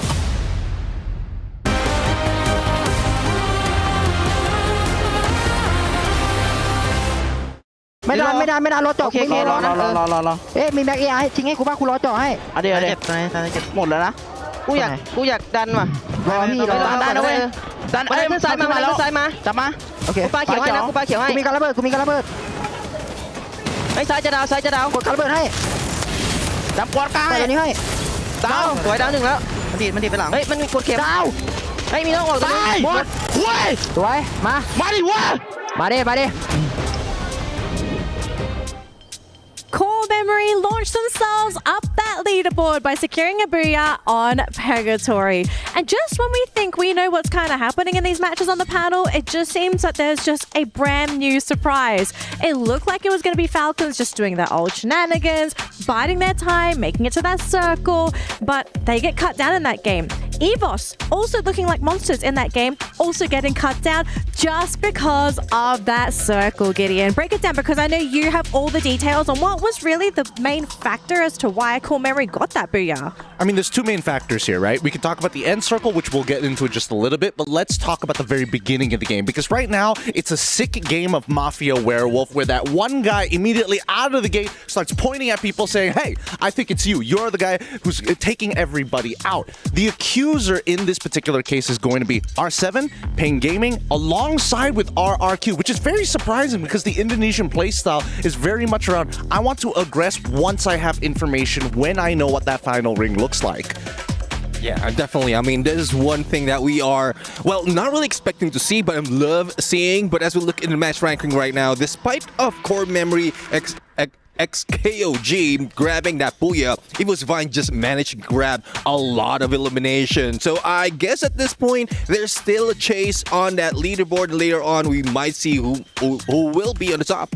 I mean, for Core Memory, I think they are trying to play it safe, you know. They are not chasing to fight against other teams, and that's the reason that they only got, 5 eliminations. But that's not bad because they also had the booyah, so they can have like a bunch of points, and maybe if they keep that type of game, they can be, in the top of the ranking, you know.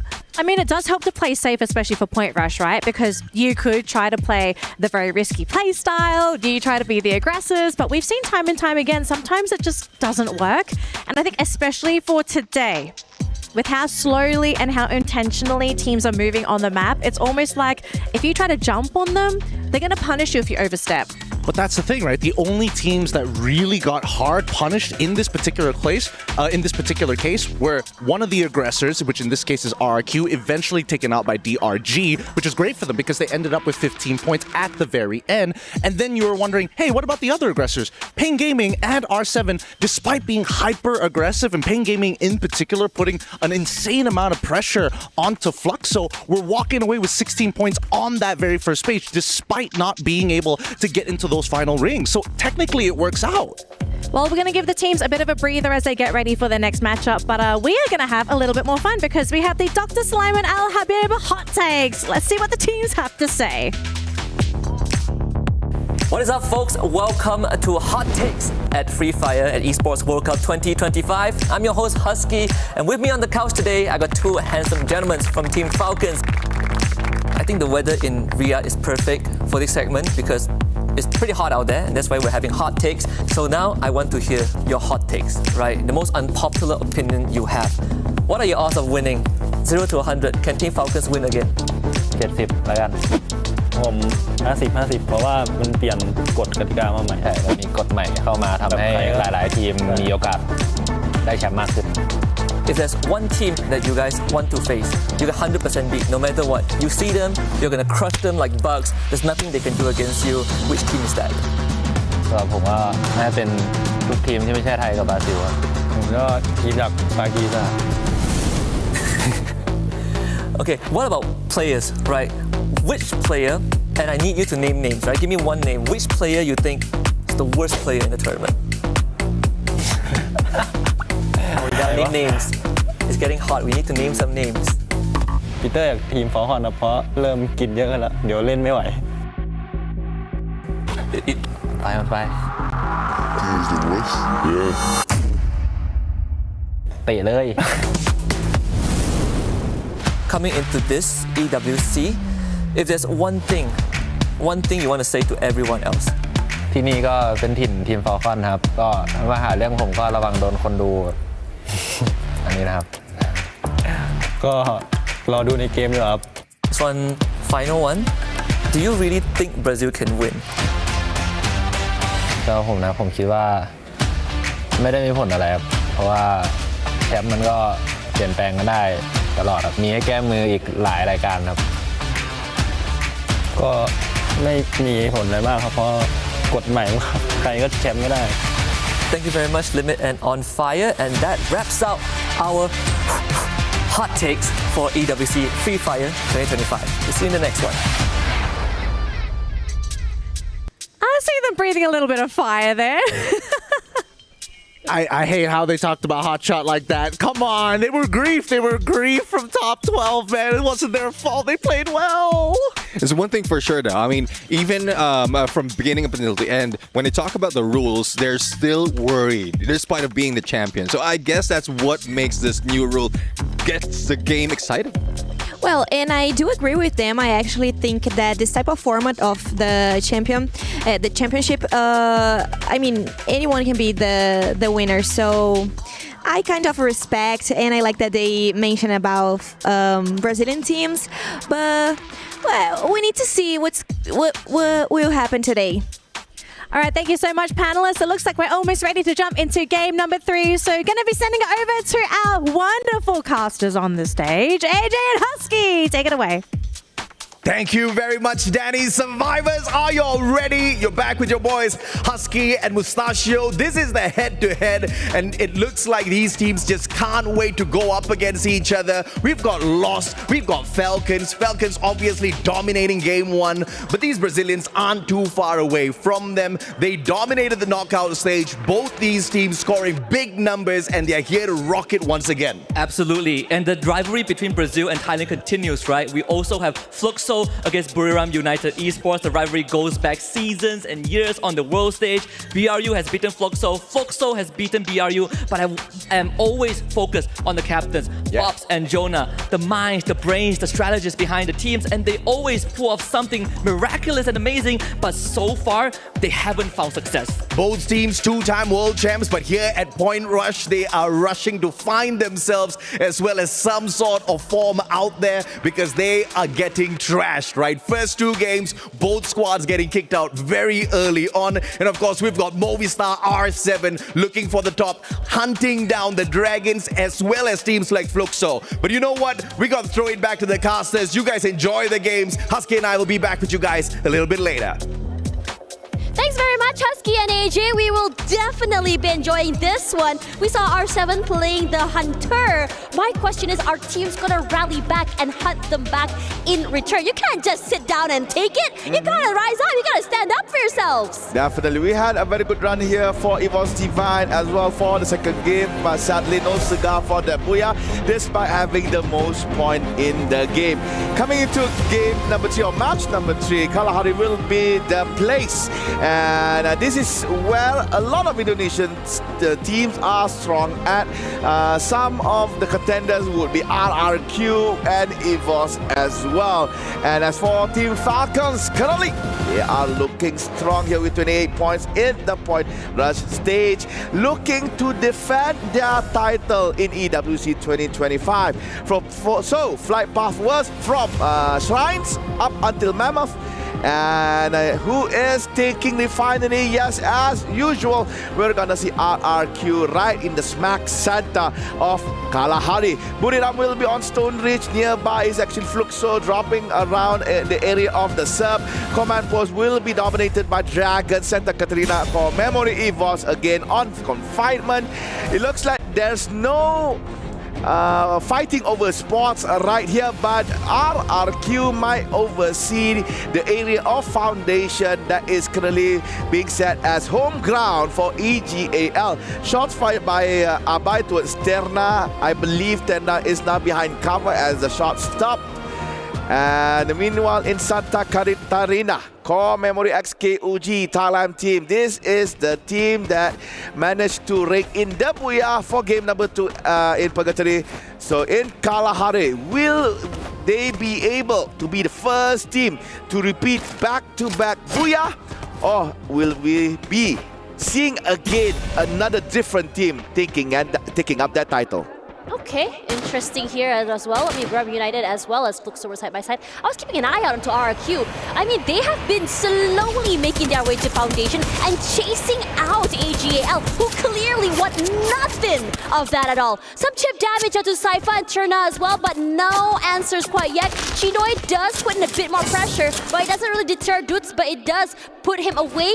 And my question for RRQ is, you send on players one by one here. Mal will be that first point of contact, just rushing up forward. Could be able to go for this isolated 1v1 against Saifa, but I think Saifa is aware that he's close, and Mal in a very dangerous position. He's all alone here with the majority of AG.AL members there. Puts a lot of damage in as well. Gonna break that drone away from them. And they're not shy to really, I think, show their presence around the area, just to keep RRQ kind of wondering, okay, if someone is here, the crossfires are kind of lethal. Is it worth it for us to actually full send commit onto this team? Yeah, and I'm not so sure will it be good or not, as R7 is making their way to the war grounds between RRQ and AG.AL. Spotting members from Rainbow 7, RRQ instantly fall back towards Foundation, leaving AG.AL in the mercy of the Latam team. But sadly, Games King is now not in the game, as he has been eliminated, and as one member from Team R7, Hux was down, but he was up back again. Nice revenge by Dea, taking down Dew. Saifa tries to take revenge for Dew, but it looks like it's going to be Terna up on the spotlight, taking down Hux. But Saifa on the back goes down. Dea as well. Terna is now showing his capabilities in the game, taking down two members of Rainbow 7. And right now, R7 is left with only one. The hunters become hunted. At this point, you really got to rally back, and that's exactly what happened at DR Dragons. They find themselves in a pickle here as Falcons look to aggress. They have put down, Peanut has already been put down, but the rest of DRG still very much in trouble as CMOX falls. They do answer back here, but RQ is close. They find one member. They knock down Yasir as well for Limit in that game. Not the problem to bring him back alive as well. RQ may have over-aggressed here, but no, they are doing this execution to perfection, completely overrunning and overcoming all of the members of Falcons, leaving Limit all on its lonesome away. And RQ, they are looking to chase. Limit has a lot of space between him and the team, but he has to make sure that he survives. And he's in a very dangerous predicament. There are teams close by who are really eager to be able to find him and get that one precious point in the back. But now it might be Divine. They're gonna rush onto him. He's inside of the building all alone. It's a meat grinder of death for him. And the Falcons just get destroyed.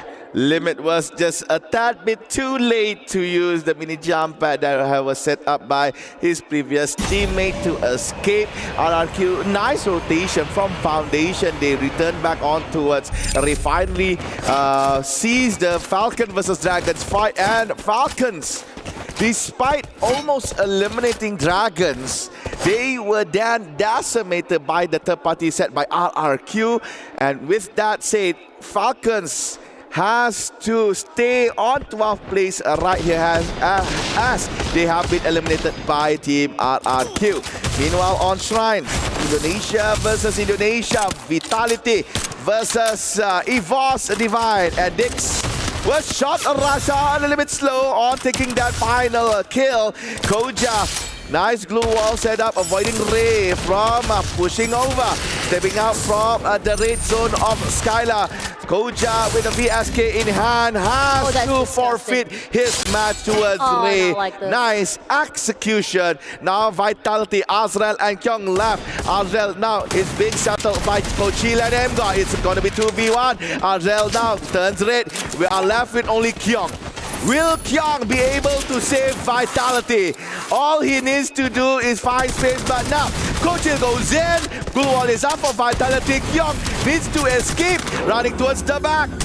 Quite low, but apparently looks like Kyung managed to buy time for the other members of Vitality to come back in.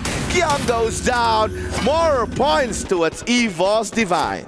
Evos are just so aggressive. This is the Evos Divine that we saw on day one. Very aggressive, quick to this fight, and so eager to go for these, for these aggressive style plays. They are just, I would say, a lot of respect put in here.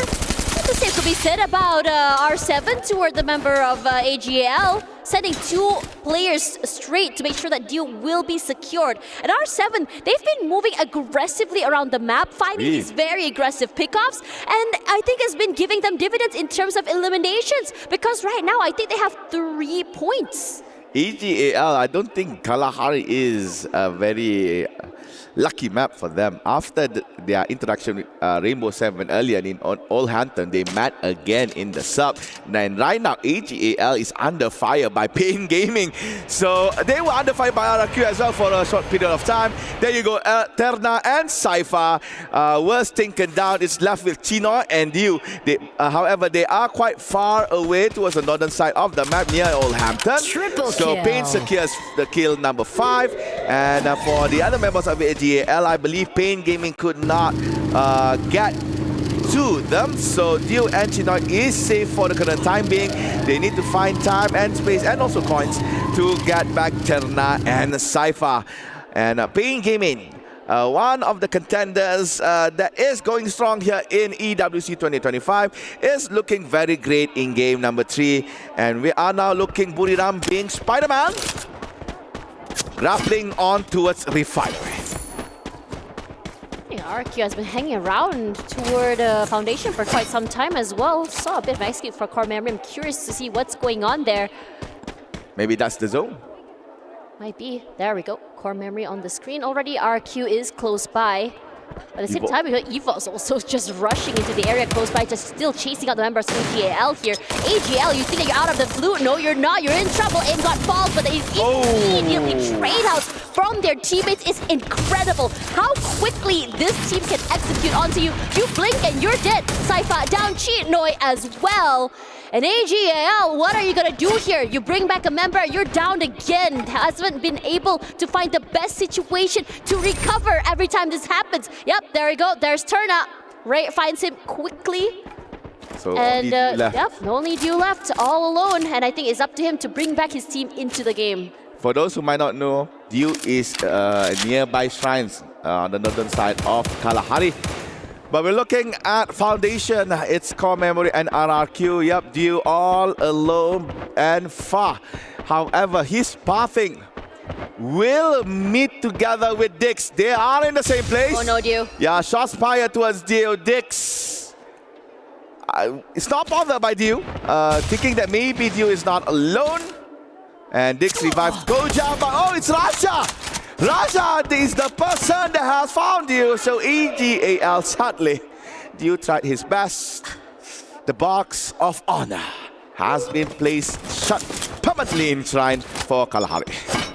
I have to say that Evos have been really persistent if they are chasing. I think this fight, this chase has been going for quite some time now, and Lost looking to completely overwhelm Vitality. Vitality was the team that was aggressing here, but Lost, you have to really give it to them. They are a team that knows how exactly to deal with these executions, deal with these aggressions. They welcome it with open arms. As RQ trying to find a different way forward here, Pain wants to bring Pain onto them as well, but none of the damage actually clipping onto the members of RQ. So they're just chilling for the time being here. The only thing separating these two is that building. As Core Memory looks to address, R7 moves away. Dragons wants to move into this fight as well. There's so many things happening all around the map. But in this situation, Core Memory giving a little space away, but over onto this side, it's a bit of a stalemate. 4 teams are in the same area. Foundation now here. Pain has to fall back as they lost Gus and No Doubt. Peter and Motovia up to go for the long-range fights. They have a mini jump pad steadily behind this electrical tower. Dragons, all 4 still standing. R7 and Core Memory had their brawl just a little bit, and as said by Tash, there is no decisive winner between R7 and Core Memory, still on the stalemate. Meanwhile, Lost is actually pushing Vitality away. Another stalemate as well had happened, but now in Foundation, right around the area, we got RRQ, we got Vitality, we got Dragons, we got Pain, we got Core Memory, KOG, and across the river we have Evos. Fluxo here too. Very concentrated as well. Yeah, Fluxo as well is slowly making their way in the same vicinity. Pain Gaming managed to get Noda and Gus back. Remind spotted M7, and that goes down. The sniper for Fluxo. DRG They're rallying back. Not the best or best outcome for them to defeat this map, but this time they've decided to be a little bit more aggressive, a little bit more proactive when it comes to rotating around that circle as well. They put their hand in the cookie jar, became that third party, got some eliminations out of it, then they have gotten 4 eliminations up until now as well. Fluxo currently on the back foot here, 2-2 formation I believe for them, whereas 3-1 formation, excuse me, as they try to figure out a way to get into this circle, try to find out an opening, try to find out which team is a bit more weak when it comes to execution, so they're able to overwhelm. But the circle is shifting, time not on many of these teams' sides, especially Evos, who are a little bit more late to this rotation, could potentially try and find pain as they desperately find their way into Foundation. It's gonna be chaos here, Tash, as we are still left with 10 teams. Quite a small safe zone right here. There we go. Noda is yet again went to the CCTV area as he has been taken down by Ray. Peter will join Noda as well. So now Pain Gaming, I believe, is left with only one remaining member. Players inside Foundation, they are right now currently quite quiet. And for Team Lost, they are slowly making their way towards the mid side of the map, I mean the new zone. And Pain Gaming, the last remaining member was found, so Pain Gaming has been eliminated on time's place. So Dragon and Fluxo is still at it. But at the same time, you can see that Cyber and Core Memory still looking at each other, still being careful not to, you know, let anyone in to both particular places. And at the same time, you can see on the minimap, Evos is making their way towards Fluxo and Dragon. But however, the bad side of things is now on the side of Fluxo as they are being pinned by both the Dragons and also the Tigers. Bob goes down, puts it, and is the only one left. Bob did not be saved. Yasser, despite being taken down, Seafox is going for the push, and Seafox goes down together with Simax.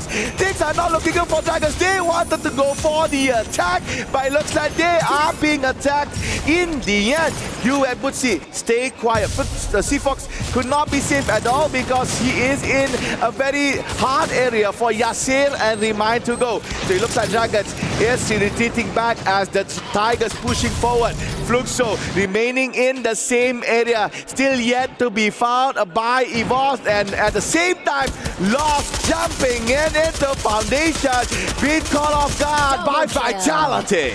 I have to say this is all very, very aggressive and very desperate for some of these teams as well. Just landing, finding any form of space out there in the open. There's not a lot of cover. If you think about it, every single cover and corner has already been occupied, and it is just nasty out here. As Nando 9 falls, Cougar to get that 1 point, and it's great for him. Lost eliminated at 8, and this is very, very rare. DRG had an upper hand, and now they are the ones in trouble. They're all around the space, but Evos, they're on fire, and they thrive on this chaos. Evos rush up forward. Ray, as the highest amount of damage dealer, the tip of the spear for this team, has doing a great job to just start these fights as well. But Evos finds Vitality, eliminates them decisively, with things blowing to smithereens quickly, and 7th place for this team. But Evos not done quite yet. They're rushing forward here, moving in tandem with the zone. Whoever that moves, they're in trouble, but somehow DRG has managed to evade them, and the same could be said about RRQ. 18 elimination points for Evos currently. You can see that they are currently holding 32 points in our point stage just from the eliminations and their previous games alone. So Evos really wants that 20 elimination kills in this match. Ray goes for the elevated area. Buriram, finally we see Buriram trying to do something in the map. RRQ in cover. Buriram in the grace and mercy of Core Memory and a member from 3 Tigers. Yasser is trying to fall back. Evos is being trapped by RRQ, but RRQ looks like they are stuck inside their own cabin. They can't go out. Grenades, if grenades were to enter in the cabins of Team RRQ, we could see a wipeout. You look, Russia has to opt to go for the Legends in order to get RRQ, but sadly, Evos goes down. RRQ managed to finish them off. Team goes to Dragons for the other team. Now we are left with RRQ, Buriram, Core Memory, and R7. I have to say that was a very aggressive approach here by Evos, perhaps an overheat. They were out there in the open, they could not move and reposition themselves, but BRU, they show their fangs here quite late, but they're really here. 4 eliminations already. Wasana looking to start something, anything, moving together as a team, but they are currently in the middle of the pack here. Sandwich have to really be careful of where exactly they decide to peek out here, but they're not going to stop aggressing here as Core Memory from the top side sets big brain over to this team, jumping down a triple kill to his name. Core Memory already with a 5, breaking down those blue walls here, trying to find the other members of Bermuda who are stuck inside of that compound. Not going to be the easiest in terms of positioning as well. Have to be careful, but RQ at the bottom side with R7 as well, who are very, very optimistic. So for now, a stalemate to cool things off. Quite enough for a while, but now R7 said, no, quiet, please. We want to play. They took down dudes. It's only 18 years left. Newest member from RRQ, and he goes down swinging as well. So RRQ on 4th place. We still yet to see Buriram shine. They were quite quiet here in Kalahari. There was not much interaction between BRU and the other teams. So coming into these last few moments, this is where BRU usually shine. So Core Memory on the sideline, only separated with one wall. R7 actually have good point of view towards both teams actually, but Buriram tries to go towards the left side of Rainbow 7, denied by a glue melter. However, Joanna, captain for the Buriram, will try to scout a little bit towards the front to see what's happening. And Rainbow 7 right now, it has to get busy trying to take Team Core Memory that is coming from the right side. So in a sense, Rainbow 7 is technically pinned, but no! Buriram caught Cougar and Dawn. Shots has been fired towards Core Memory. They have to sit quiet. They have to rest and revive and reset. And this is a very, very dangerous zone as well, because the out the top of the side of the building there is out there in the open. You throw a nade and the whole team just explodes to smithereens here. Buriram United on the back foot. The low ground is what they're going to be playing for, but they're trying to deny any angles that R7 can abuse. Everyone lying in wait to see who exactly will be popping their heads out first. A bit of chip damage all around here for every one of these teams here, but Buriram United possibly have gotten a bit too aggressive. Get high, eats a bit of damage here, but Buriram United managed to climb up onto this terrain and to the building as well. R7 tries to aggress, cannot move, cannot see, because they also have to worry about Core Memory, who are currently having their eyes onto them as well. Core Memory denying the space away from R7, pushing down those blue walls, denying them the push. For Joker, R7 finds 2 members already. Wasana, Dawn, knocked down already. Pain for above, Hux will fall as well. But everyone, it's a free-for-all. No clue where to go, how to play. But here is Buriram United trying their best to break these blue walls. Cannot move. It's just a matter of who can survive for the long time longer, because every single player has been separated by just these blue walls. These walls as well. Everyone jumping forward. Here's Games King trying to see whether I can see ahead. Finds nothing at all. It is cacophony. No one is dying. What is happening there? Jump fall, sense as well. Jonah could be at the least as well. The time turner denies them a bit more space, but Cougar and the rest of the team are already out here. Core Memory out. Buriram United lying in wait. By the end of the day here is Bobby Star R7 to be able to get this booyah. What the heck is happening? Everybody was putting down blue walls, not to protect themselves, but to deny entry towards this ever-shrinking zone. They tried to zone out the enemy teams, enemy players away from coming inside. From in my point of view, I thought that maybe they are setting up for a medkit fight, but the setup by movie star R7 was spot on. They blocked BRU, they blocked Buriram from pushing inside, and at the same time Buriram was actually doing the same thing, blocking Core Memory from entering the mid zone. And due to the fact that Rainbow 7 had a clearer view of things besides than Buriram and even Core Memory, they have the upper hand. They blocked both of those teams. Buriram said, I don't care, let's just rush in. They went in for Core Memory. R7 is just looking at everything. They have one member position to try to play the medkit, while all the others are trying to eye on Buriram and also Core Memory. And in the end, it is R7 that came on top. Yeah, that's right. But for now, we have another 3 more maps to go. And it's getting exciting, so do not go anywhere. We're going for a quick break.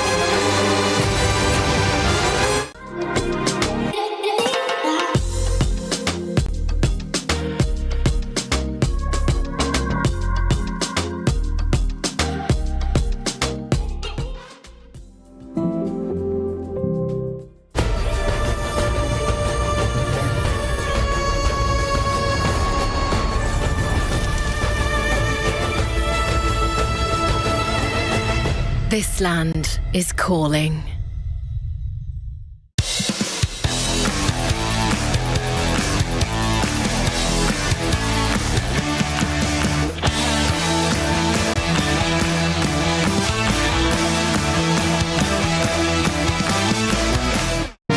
Breaking news.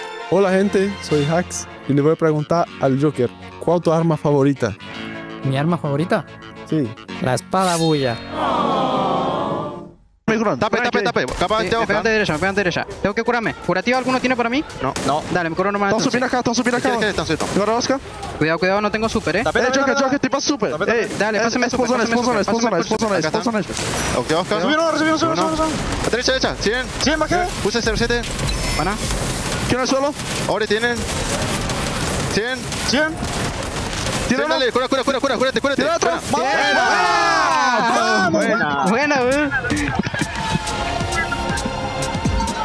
Well, almost looked like Boulevard was going to grab that booyah there, but R7 had other plans. And that was such a crazy booyah, guys. We had a maze of glue walls, 3 teams vying for that booyah. But at the end of the day, R7, they remained calm, composed, brought it all the way back in, and they've now secured themselves a massive chunk of points. Welcome back to the panel, everybody. We're going to break down our game for Kalahari because we have passed the halfway mark, gentlemen. Definitely. I mean, a lot of excitement has been brought, not only from that final circle, but also before that happened. There's a lot of early engagement, a lot of disappointing endings, especially when you are on a crosshair of a sniper and you're solo. I mean, it's true, but we are seeing a couple of patterns being very evident in this game. Number one, RRQ, they're definitely out for the Falcons. Like, it's clear that they're making early rotations to intercept them during these fights, but it may be costing them a couple more points. This time around, at least they're walking away with at least 10 eliminations, 17 points, while Evos Esports, I think, are the big winners. Russia was having one hot game. He's the kid, man. Yeah, definitely. The wonder kid, the sniper of Evos Esports, really is bringing it on. 6 points in terms of placement, but in terms of elimination, it was 18. So that is why, despite of R7, Movistar R7 grabbing that booyah, they're very close right now in the match result. Look, we're seeing some teams really focus on those placement points, right? But sometimes you also got to grab those eliminations. So moving forward, are we going to be sticking to one particular play style, or do you kind of feel like it's just a case-by-case basis? Because we're so used to seeing tournaments where teams, once there's a bit of a meta established, it kind of carries through to the rest of the maps played throughout the day. But it almost feels like every map played today, it's like someone decides to just change the recipe for the cookbook, and we don't know what's going on. Well, I guess it's good. I guess it's good that we're seeing a little bit of a shuffle in terms of game style. Some will try to make their way as, I would say, the silent booyah takers, similar to what we've seen Dragon Esport has done. So that's how they survive, and that is important as well when it comes to Champion Rush. But with this disruption, I guess this is important as well to be countered towards tomorrow, because it's a good thing that it's showing right now. Otherwise, we might, or they might be surprised. I think at the very least, we should be expecting these next 3 maps, because we saw during the knockout stages that once we get to the latter half of the map rotation, a lot of teams start really changing up their style. I think, as you've mentioned, like changing the secret sauce just a little bit every single time is really throwing a lot of teams and a lot of players off guard as well, right? Because you don't know who's going to intercept you next. And I think that, at least for R7, they started off, hey, we're going to be aggressive, we're going to do what we do. But now, especially for Kalahari, it's interesting to see them not be as aggressive, take a really passive approach from mid to late, which begs the question, what were they saying during those voice comms? I think there's a lot of questions we could probably ask the players if we were given the chance, but unfortunately that's just, we don't have those privileges, okay? We're just like you guys at home. But Neptune, I want you to sort of look through the numbers at the moment, okay? I think we are getting a bit of an established leaderboard now, right? The results for these next upcoming matches for some teams will still be very big, but for others, it's not so much. Just based off of the numbers, who is falling behind in the competition? Well, at this point, I mean, Fluxo, I'm sorry, because of several instances that they have been taken out early. Imagine there's no point, only little points from both of the first 2 maps, as well as in that Kalahari map. So it's very difficult to climb up from that. But again, there's not so much of risk because we're only in Point Rush. Exactly. Now, just a quick reminder to all of our folks at home, right? It's not just Free Fire happening here at EWC 25. We do have other titles going on at the exact same time. And today, it was the grand finals for the Mobile Legends Bang Bang Women's Division. And it was Vitality who ended up being crowned champions this year, beating out Gaming Gladiators in a crazy grand finals matchup. And of course, Vitality, because they won the title, they earned a huge bundle of points for the team, enough to actually push them to the top of the club championship leaderboard, and thus putting some pressure on the Free Fire team to perform as well and to keep them at the top of the leaderboard. But as you can see here, we have another key entered into the podium. So we have another champion here crowned at EWC 25. But look at the girls though. They are so happy, so proud of themselves. And it's because they deserved it. Everything is earned, nothing is given. Really happy for this team as well, because again they were very hungry to actually win this tournament. So many times they got second place, so now that they're back on top, really happy for Team Vitality. So congratulations to the girls as they are going to bathe in their glory. And for the next year, of course, they have gloating rights to say, we're the best team in the entire world, because I do think that is a title these girls have earned. So congratulations again to Team Vitality's Women's Mobile Legends Bang Bang team. You guys 100% deserved your victory. Now, back to Free Fire, because we are only halfway through our competition here at Point Rush. We've still got 3 more games to go. We've just finished up Kalahari. Next up is Alpine. What are we expecting from Alpine, folks? I'm kind of scared because as we are talking about, Fluxo is not doing good, and I know that they have like a fight against the landing spot that they usually like to use during the tournament, and and I don't know if they can be able to get better, during the rest of the day. So I think it's gonna be hard for them to, grow and try to be back in the tops of the ranking. I actually don't know what's going on, but Brazilian teams as well in the last match, they just didn't perform.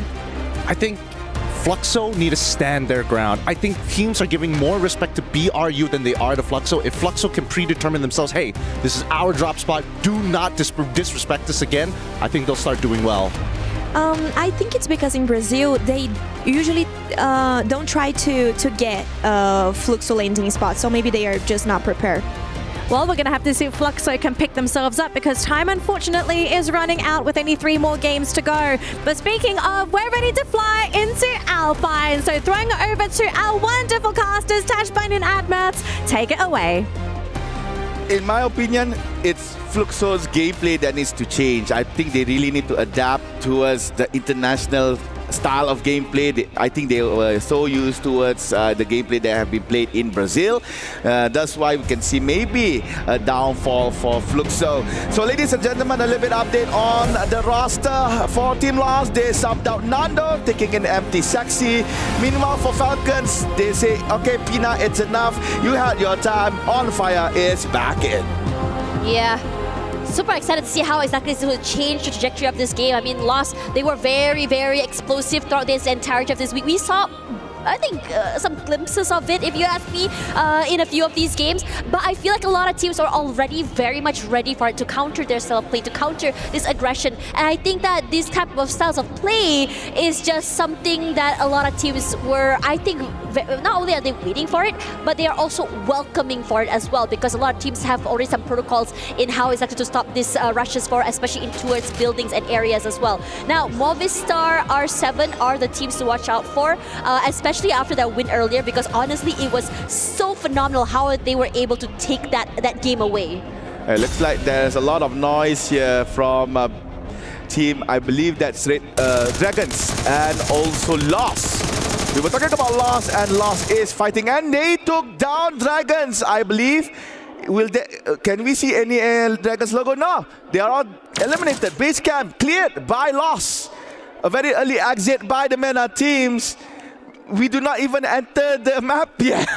I mean, we did not even enter the map yet, and Dragons is gone. I mean, what's really exciting about Lost is the fact that, you know, you change their roster and suddenly the speed changes, the aggression changes as well. And I feel like Dragons have been hunted relentlessly by so many teams today. By R7, by Lost as well. It's just so unfortunate for them because they don't seem to have any protocols to stop this style of aggressive play. Now RRQ, they're sneaky as heck. Abai finds a big one onto Deya and quickly Jutz rushes away, but he cannot run because the other members of R7 were very much ready to hunt for him as well. So a 1-for-1 here for RRQ, understanding this predicament, says, okay, it's okay, we already got what we wanted, back off.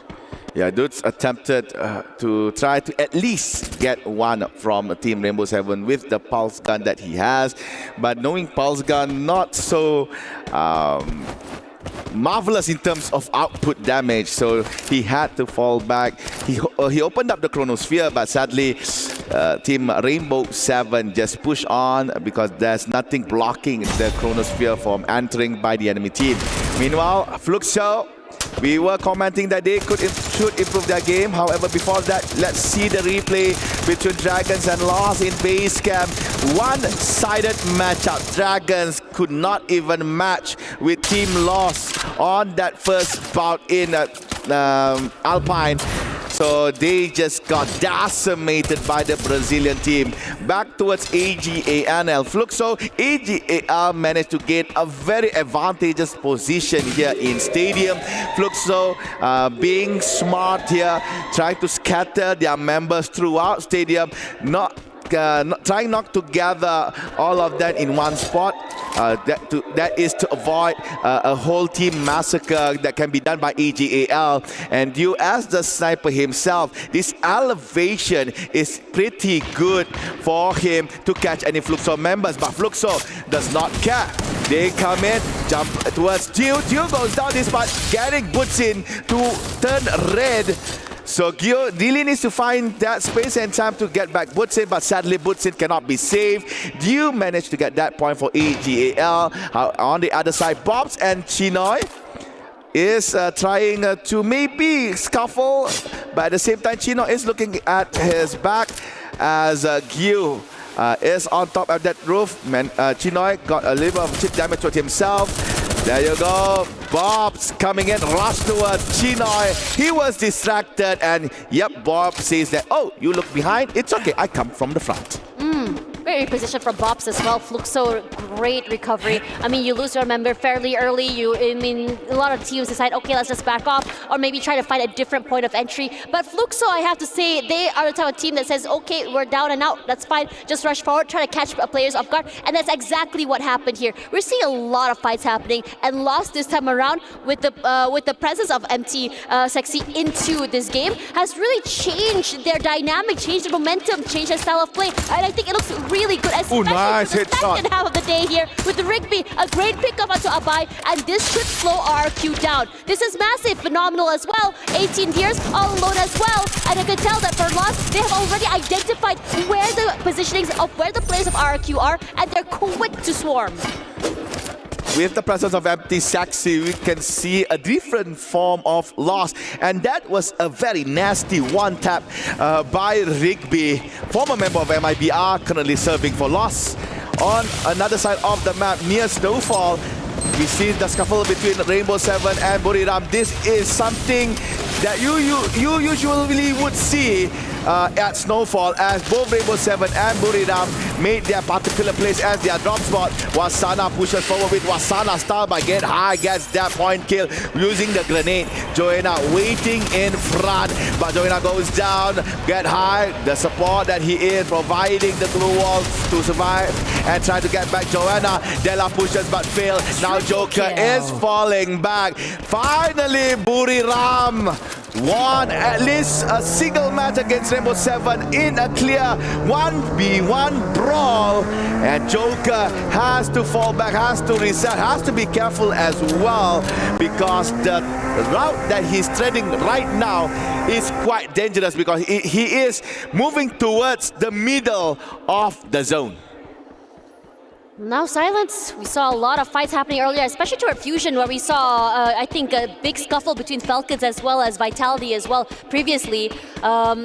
I think Falcons did bring in some revives as well for their teammates. So if anything, it wasn't really a full-on fight, but it was quite nasty here. But RFQ, they're still not out of the red. They're still in trouble. Mal quickly brought back into the game, but not before he gives that one precious point onto Lost as well, who are still rampaging throughout the entire game of Alpine. That nade, disgusting shot onto 18 gear. He cannot do anything. This guy is just walking into big areas and kills and just completely decimating this entire team here. Abai tries to equalize. He's got one pick off already. Quick to reposition himself forward here. Actually breaches into the chrono. Abai cannot fight back because Lost were ready to just receive RRQ here. Abai as well to fall, and his teammates cannot answer back. And RRQ here, it goes from bad to worse.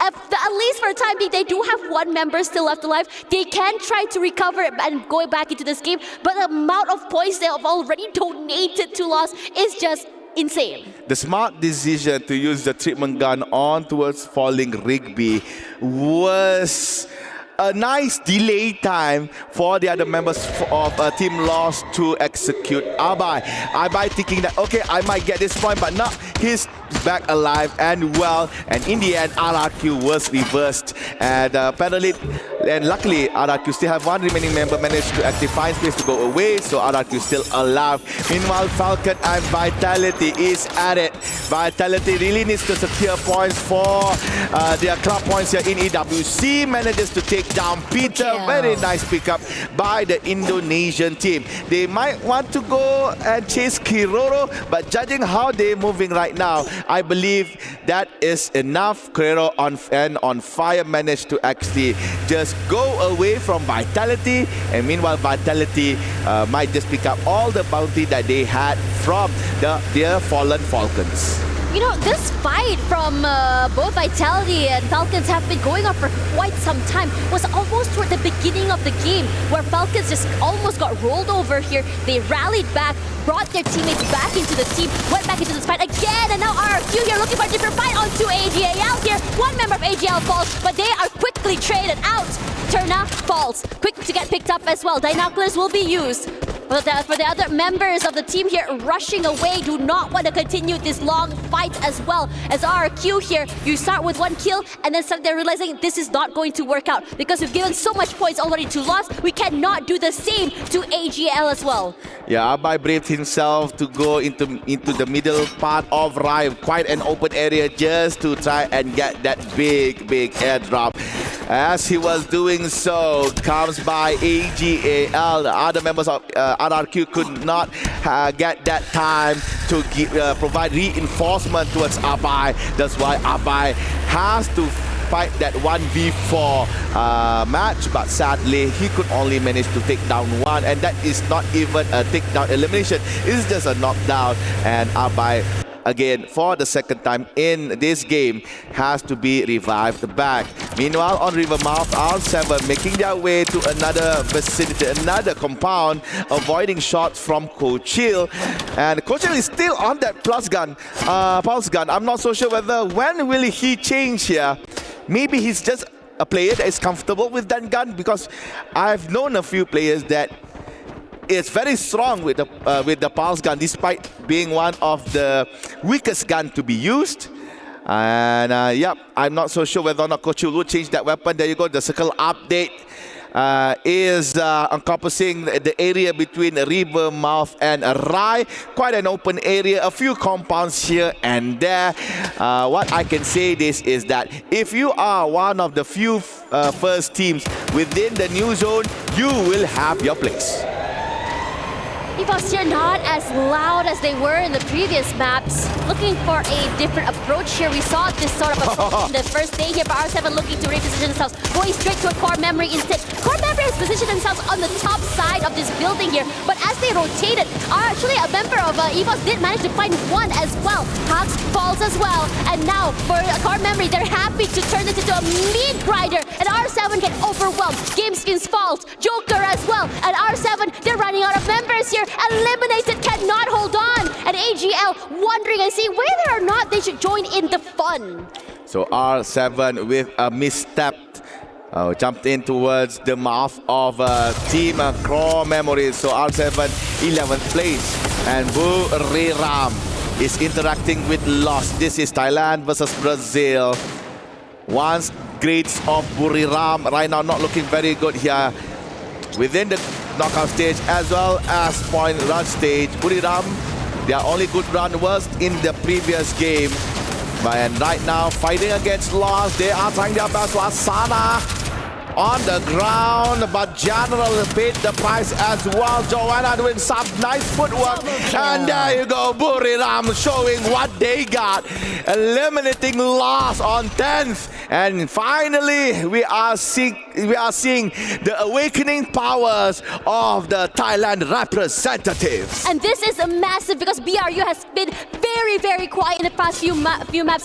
Bar map number 1, where they were able to hold on to the compound very, very decisively. And now Fluxo, a bit more of a desperate situation, rushing forward, wanting this compound where RRQ is holding on to. But RRQ, they don't want to take this fight, deciding to move away, further away from them for these long-range fights as well. But for Fluxo, they're okay to go for this long-range fights. A lot of pressure put onto the members of RRQ here, but only thing they can manage to do is just some chip damage as well. RRQ, they're undeterred. They're saying, you know what, take that house, take that compound, but we are already closer to the zone, and most importantly, we're not interested in fighting you. Yes, Fluxo this time around looks good. They are playing well with the timings of the zone. They are not late. They are legitly on time. In contrast, Pain Gaming is going for that risk, entering the zone a little bit late as AG.AL is gatekeeping them. Same goes to Falcon, is now being gatekept by Evos Divine. The returning champions is now sort of like having cold feet here, as they are not playing as they usually do. Limit is still yet to be revived back. It looks like Peter Kiroro and On Fire playing a safe gameplay right here, avoiding interactions between Evos, avoiding all other enemy members by rotating, deterring towards the northern side of the zone. Meanwhile, RRQ has to hold off their position against Buriram. And Buriram, being on a higher angle elevation, is not worried by any shots coming by Team RRQ.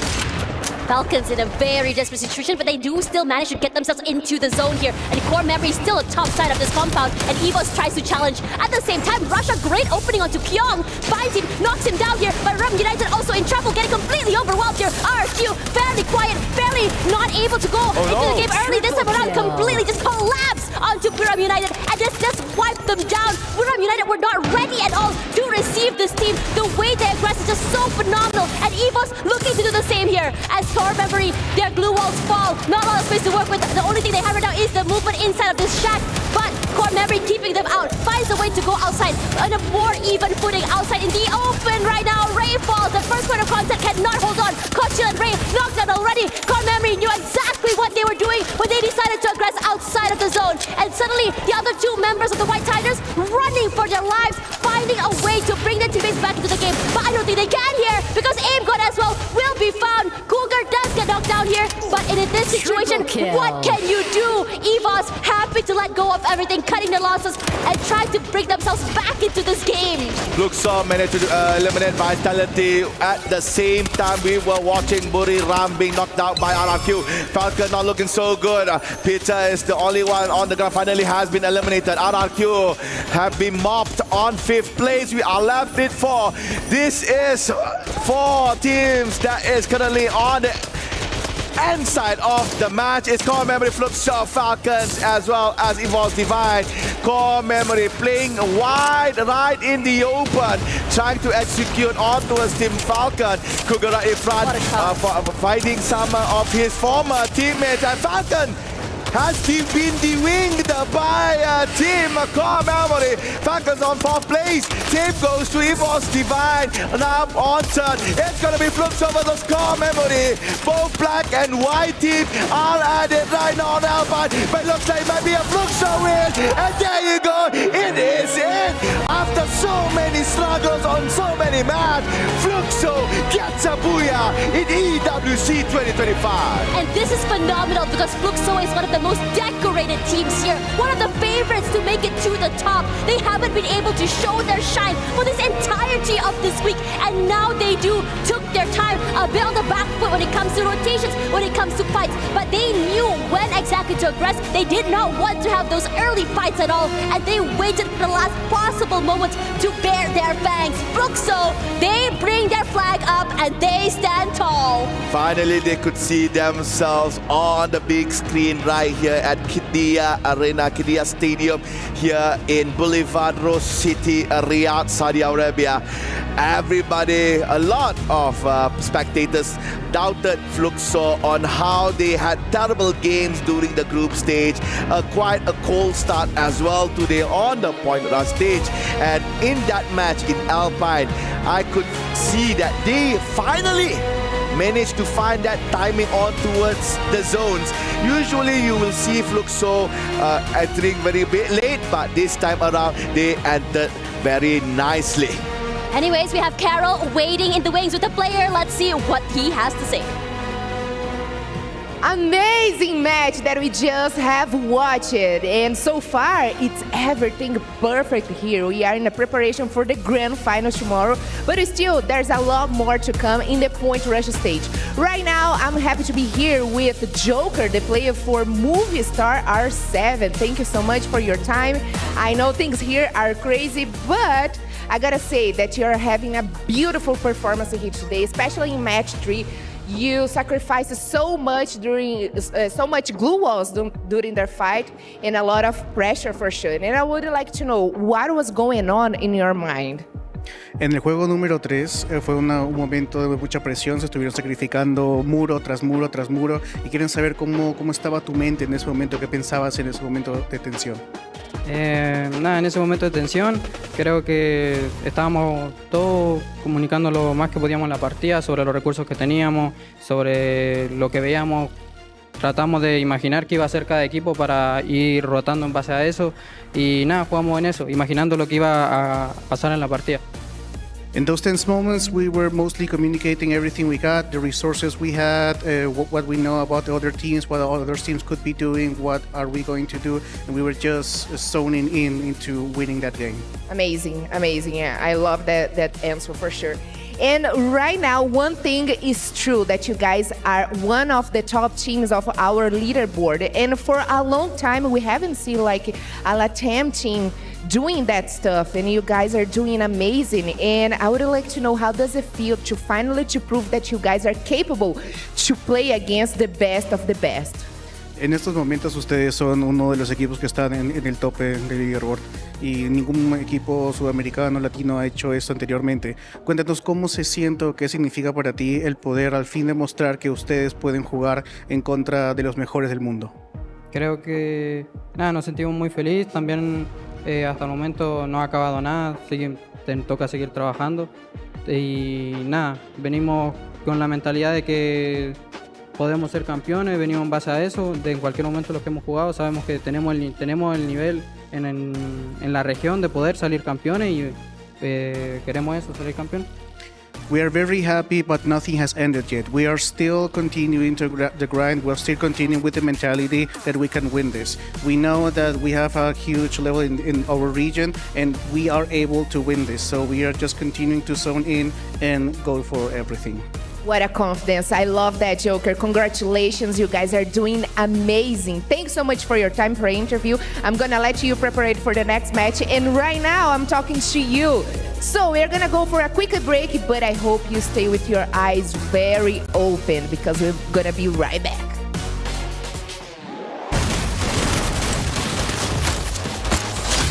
Double kill. Triple kill.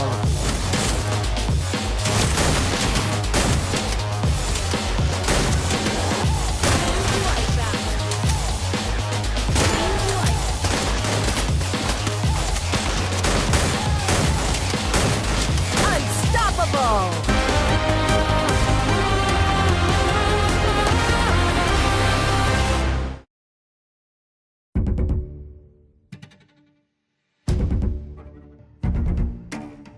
ก็จะปรับการเล่นให้เข้ากับทีมมากครับไม่ได้อยากเล่นให้ตัวเองโดดเด่นครับแค่ทีมได้แชมป์ก็ดีใจมากแล้ว ก็ปีนี้เพิ่มผมมาในรับก็อยากได้แชมป์อีกรอบหนึ่งครับรักษาแชมป์ตำแหน่งผมจะเป็นตำแหน่งสไนเปอร์ครับตำแหน่งที่โคบอยู่หลังที่สุดและก็เป็นตำแหน่งที่สำคัญที่สุดด้วยครับ This is amazing. You cannot catch the man. In fact, he just wiped out a whole squad alone.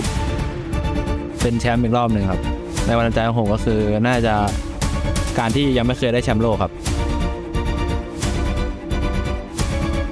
แต่ก็เคยได้แชมป์ทุกอย่างมาแล้วเหลือแค่แชมป์โลกแชมป์เดียวครับที่ผมยังไม่เคยได้ก็เลยอยากได้แชมป์นี้มากๆครับผมแค่อยากจะทำให้แรปนี้เป็นแรปที่ดีที่สุดแล้วก็สร้างประวัติศาสตร์ของผมเพิ่มมาอีกก็คือแชมป์ผมจะทำให้ได้แชมป์อีกรอบ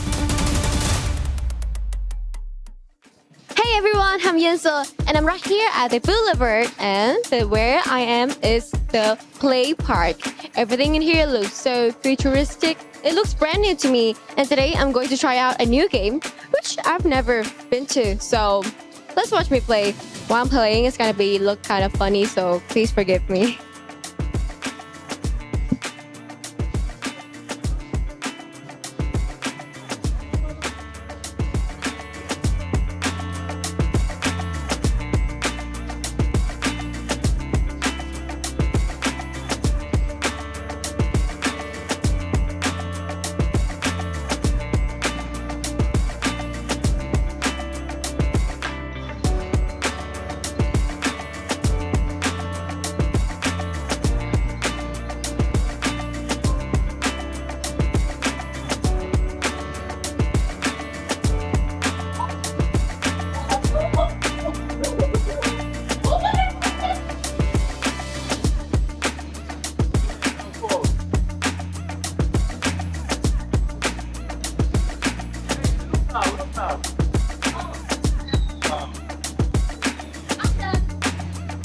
ระเบิดมือ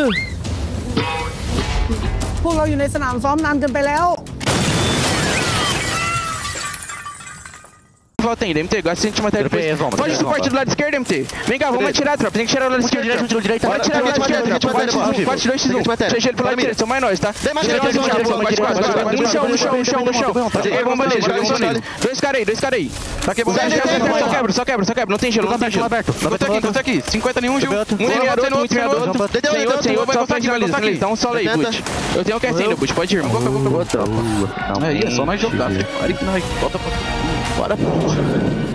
Is the beast awakening? Fluxo secure their first free of the day on Alpine, and I know the wonderful Raja on the panel. She is so excited.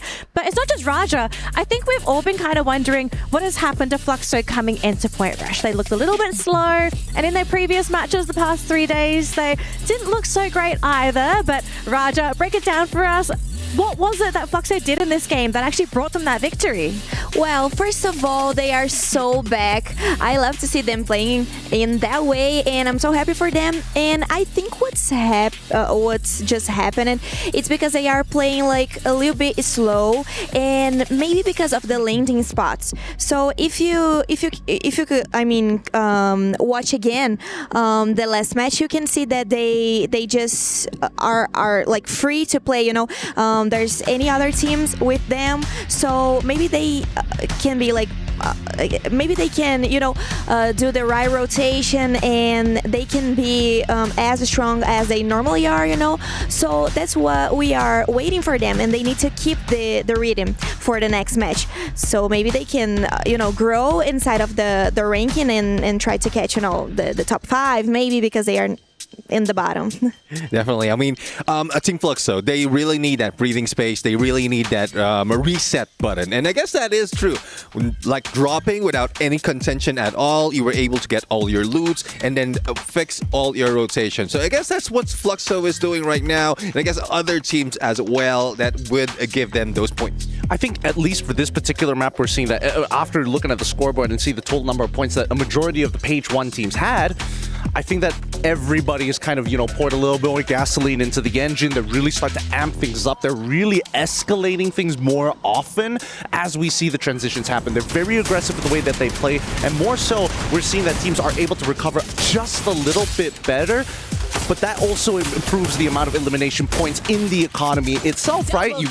One person is able to escape, they bring back the whole team, rinse and repeat, and if that happens to 4 other teams, that's why we're seeing the top 2 having at least 20 points. Yeah, I think Fluxo ended the round with 15 eliminations. Then you add the Booyah points on top of that, and then, I mean, they're feeling pretty dang good. Yeah, definitely. I mean, 27 points coming from Fluxo, but there's one thing surprising, and they haven't slowed down. Core Memory XKOG. I mean, we saw them, yes, they were second place, but they also grabbed 12 points in elimination. So they're very, very close right now, and I guess they're still maintaining the top. I think their secret to success really boils down to, can they make a hard prediction on that 4th ring? Every single time we've seen them make it into the top 2, top 3 is when they have a good rotation in and also get a little lucky on that 50-50 when it comes down to that 4th ring. From that point onwards, we see them really start to snowball out of control. Now, we do have the overall rankings here, so we can really see who is snowballing out of control. And, well, it still seems we have the White Tigers leading the pack. So, I mean, it was a good round for Evos as well in that previous round. It was just they kind of got unlucky with their placement in one of those last few circles because they didn't have any cover. They were basically banking on being able to take someone else's spot, and that kind of didn't happen. But for the rest of the rankings, I mean, nothing out of the ordinary, I suppose, aside from Fluxo starting to make that climb, especially after that Booyah.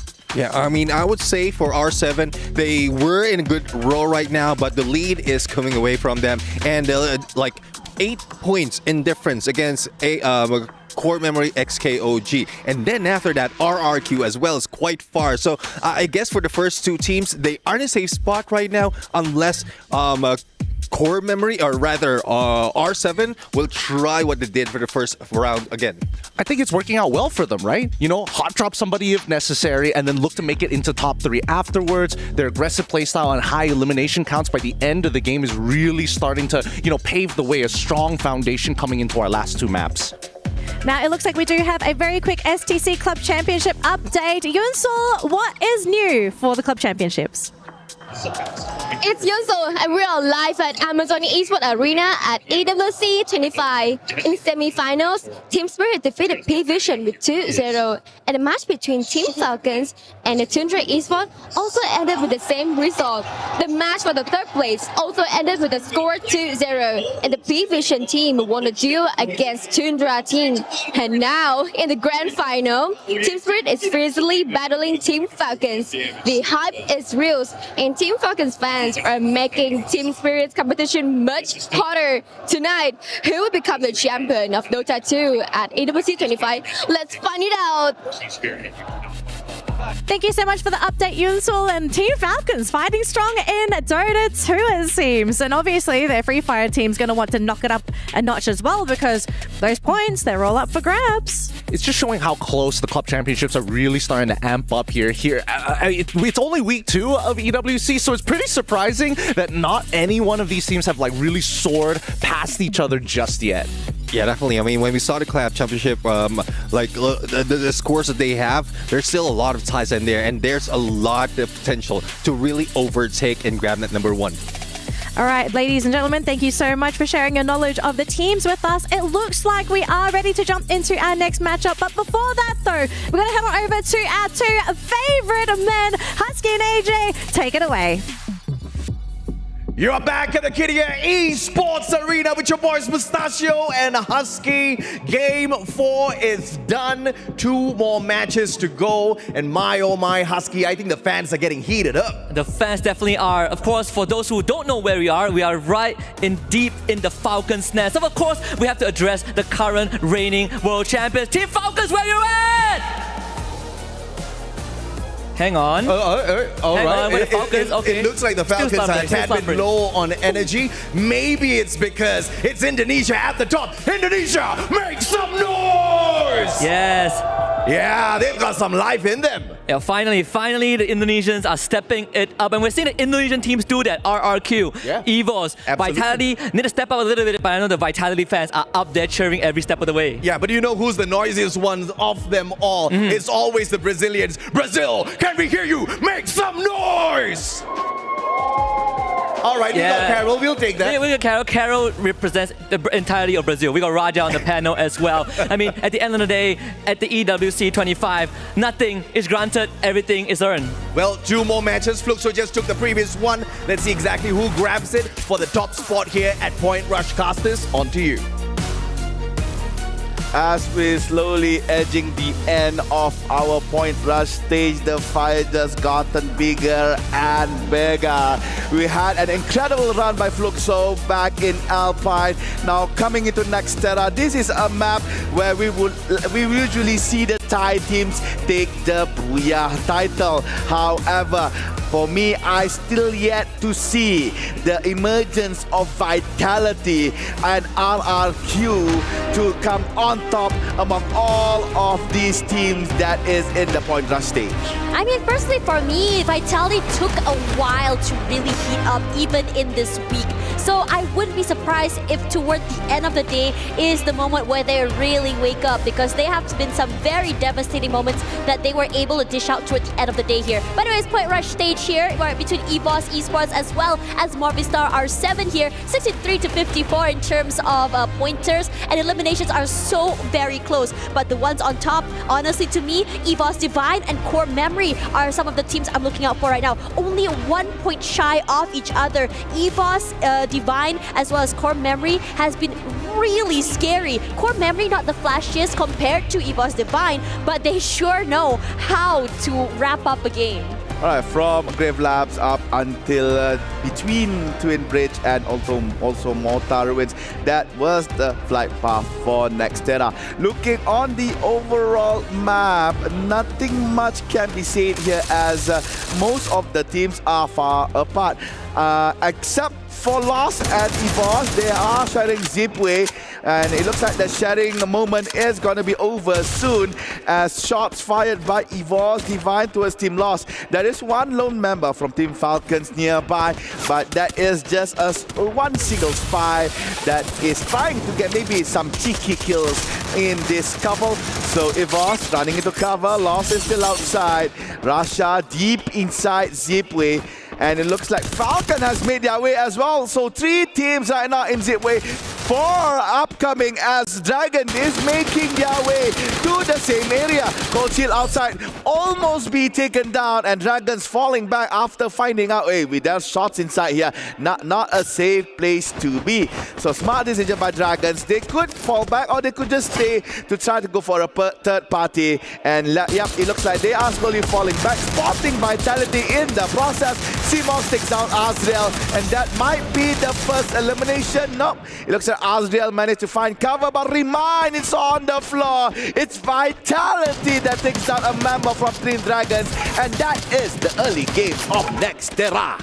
So a lot of things going on here. Teams are just not relenting right now. A lot of pressure put in just for that one particular spot. I love the fact that Vitality did wake up. Vitality started to get a bit more active, moving around, joining in these fights to just slowly mount their comeback back into this game. I think throughout the entirety of the day, we haven't really seen Vitality be the hunters. We haven't seen Vitality make some noise, and I want to see this change, especially from players such as Koja and Dix, who are great at that first contact style play. In a lot of situations, Vitality have been the victims that get caught in the midst of rotations. But this time they said, nah, not this time. We're going to get a little bit more proactive and take up this fight. They did manage to get a peek up to one member of Falcons, but Falcons don't really want to play at all. And Vitality decides not to push the issue. It's still very, very early. They can still go hunting elsewhere. Falling back to their previous compound, Vitality is going for the more safer route of gameplay. And they kept moving actually. I believe they are heading towards Plazaria, or is it Farmtopia? It's Farmtopia. So they're gonna try to maybe conquer Farmtopia, but at Farmtopia there's also Core Memories. Okay, making their way slowly. On their right side, there is Team Dragon. They are interacting with the MENA team yet again. Remind has come back. It's still the early stages of the game, so Remind could still find resources scattered around Nexterra. And it looks like Simox is holding Team Vitality together with Sifox.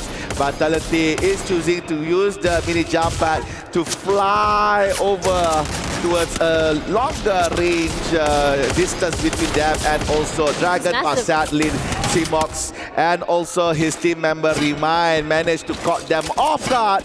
Two members of Vitality is on the hands of Team Dragon Esports. And these points are much needed from DRG right now. They are currently on that last spot with only 22 points. Could this be the mount for them right now as they overcome AG.AL now with the 2 extra points, putting them 1 point ahead of DRG? I would love to see them just keep going in terms of aggression. They weren't very lucky when it comes to a lot of fights. They weren't very lucky when it comes to rotations. And most importantly, they were hunted throughout the entirety of today as well. I want to see a change in pace where DRG surprised all of us in the entirety of this week, because out of nowhere, they were able to overcome so many different teams.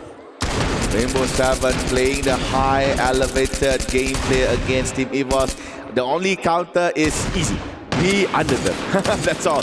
But Evos really wants to fight Rainbow 7. Taking a toll on towards 2 members of Team Evos Divine. A misstep by them. They didn't time themselves well with Rainbow 7 looking at them down below. So it's only left with Ray and AimGuard. And R7 is still on top of that, I could say a train tracks.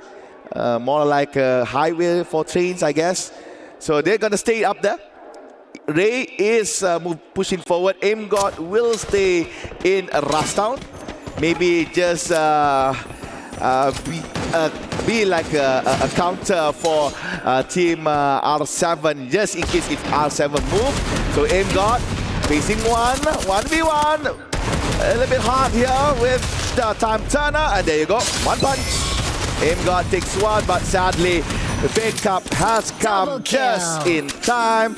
Despite losing there, R7 looks strong for elimination kills. Yeah, their positionings have been huge. It looked as though they were in trouble earlier, but they have been able to recover. They've been managing to get all these stragglers all around the map. They don't really have to full commit as well in this situation. And currently, they are hot. They love going for these fights. They're not allowing this isolated 1v1s. And even if there was an isolated 1v1, the reaction time coming from his teammates to trade out immediately, not allowing for the perpetrator to get away safely, is just phenomenal. Vitality this time around finds dudes, but his teammates are rallying, chasing away here. Dix understanding his predicament, trying to put himself away from the other members of the team. Great pickup here for the glue wall, but Dix not fast enough as RQ. Look at it, choke him from the other end. Trying to go for an attempt of a 1v3. Dudes managed to get 1, but sadly could not get the other. I'm sorry, not Dudes. A member from Vitality almost gets all 3, but sadly it was a 2v1 ordeal for him. So Koja, I believe, is making his way towards boxing gym, trying to save life for Team Vitality. Azrael as well on the southern part of the map. So for RRQ, I am in a bit of a doubt whether or not this lineup is actually stronger or whether Kiba's lineup is stronger, because in my opinion, I almost see no difference here. Maybe the style of play of 18 year is what they wanted here in Point Rush. Maybe 18 year is slightly aggressive than Kiba, but the results are not really showing. Maybe just a little bit, but not so much. As Mal is making his way to Deka Square, caught Azrael in his route. Running quite low, has to dash towards the back. Azrael inside the house. Could find time for a med kit or 2, but no. He knows he has no med kit to do so, so Azrael goes down. Another point goes to RRQ. Great pre-fire as well. You know that RQ spots 1 member out. You have the long range hit, and immediately 2 members rush up forward to collapse. We'd love to see what's happening on the other side of the map here, as Lost did find 2 members of the White Tigers on the other end. But bringing our attention back to RQ, Pain is here as well. Bit of chip damage onto Mal. We see a bit damage onto Abai as well, but it doesn't deter him for playing a little bit more aggressive. I think that he does want to try and get a bit more closer to Pain Gaming. But meanwhile, on this side of the map, we have for Falcons on the top side of this building, and this could be massive. If they could find a nice angle to core memory, this could spell Pain for them as well. And speaking of Pain here, Pain finally getting that first pick up onto Abai, finds him as well. Motsavea doing God's work, if you ask me, because even 18 Deer following into his footsteps. Okay, flying away, Dudes is open to get shot, but only a few connected by Pain Gaming. So RRQ safe exited the square, leaving Pain Gaming all alone over there. On the other side of the map, near Farmtopia, in between Farmtopia and Plazaria, actually, it's AG.AL and Vitality fighting off between two compounds. A few shots were made to show presence, but there is no aggressive execution by both teams. Well, a fumble there by Kyong, throwing a grenade inside the house, meant to be thrown towards the opposite side, but maybe a little bit off angle, I could say. There you go, a large airdrop nearby for both teams to fight for. And in Farmtopia, you can see some lasers coming up from Team Falcons, possibly shooting towards both Team Evos, Divine, and as well as Core Memory. Dutch and Mal slowly making their way towards the new zone. It looks like Mal might be a bit safer to be inside. Dutch has to walk a little bit longer. For Dragons, maybe they might meet with Buriram, and for Pain Gaming, they might be the third leg in between Vitality and AG.AL. I would love for Bermuda United Esports to get a bit more aggressive, kind of catch DRG off guard here, as much as I'm rallying for this team to really catch up as well. But a little bit more aggression could be huge, but it's Dragons that bring in that aggression on toward this team. Fluxo now in trouble, all alone here, was not expecting the speed coming in from DRG. Yasser is one to fall, in fact, as Prox will be one to open it up. Bunsin falls, Prox as well. DRG, they know how to collapse. But for Fluxo, they're very much still in the game, as the only member that has been eliminated is still just Bunsin. DRG, on the outside of the compound, don't want to over-aggress. They have no clue where the other members of Fluxo are, and Fluxo decides to take things into their own hands, rushing outside, finding that space, and hoping to find the DRG members a little bit more close. Finds nothing, because DRG decides to just skedaddle out of it. They got their elimination, and they said, let's not push this issue, because we don't know who exactly is close by, who exactly is watching, and most importantly, we do not want to get third-partied.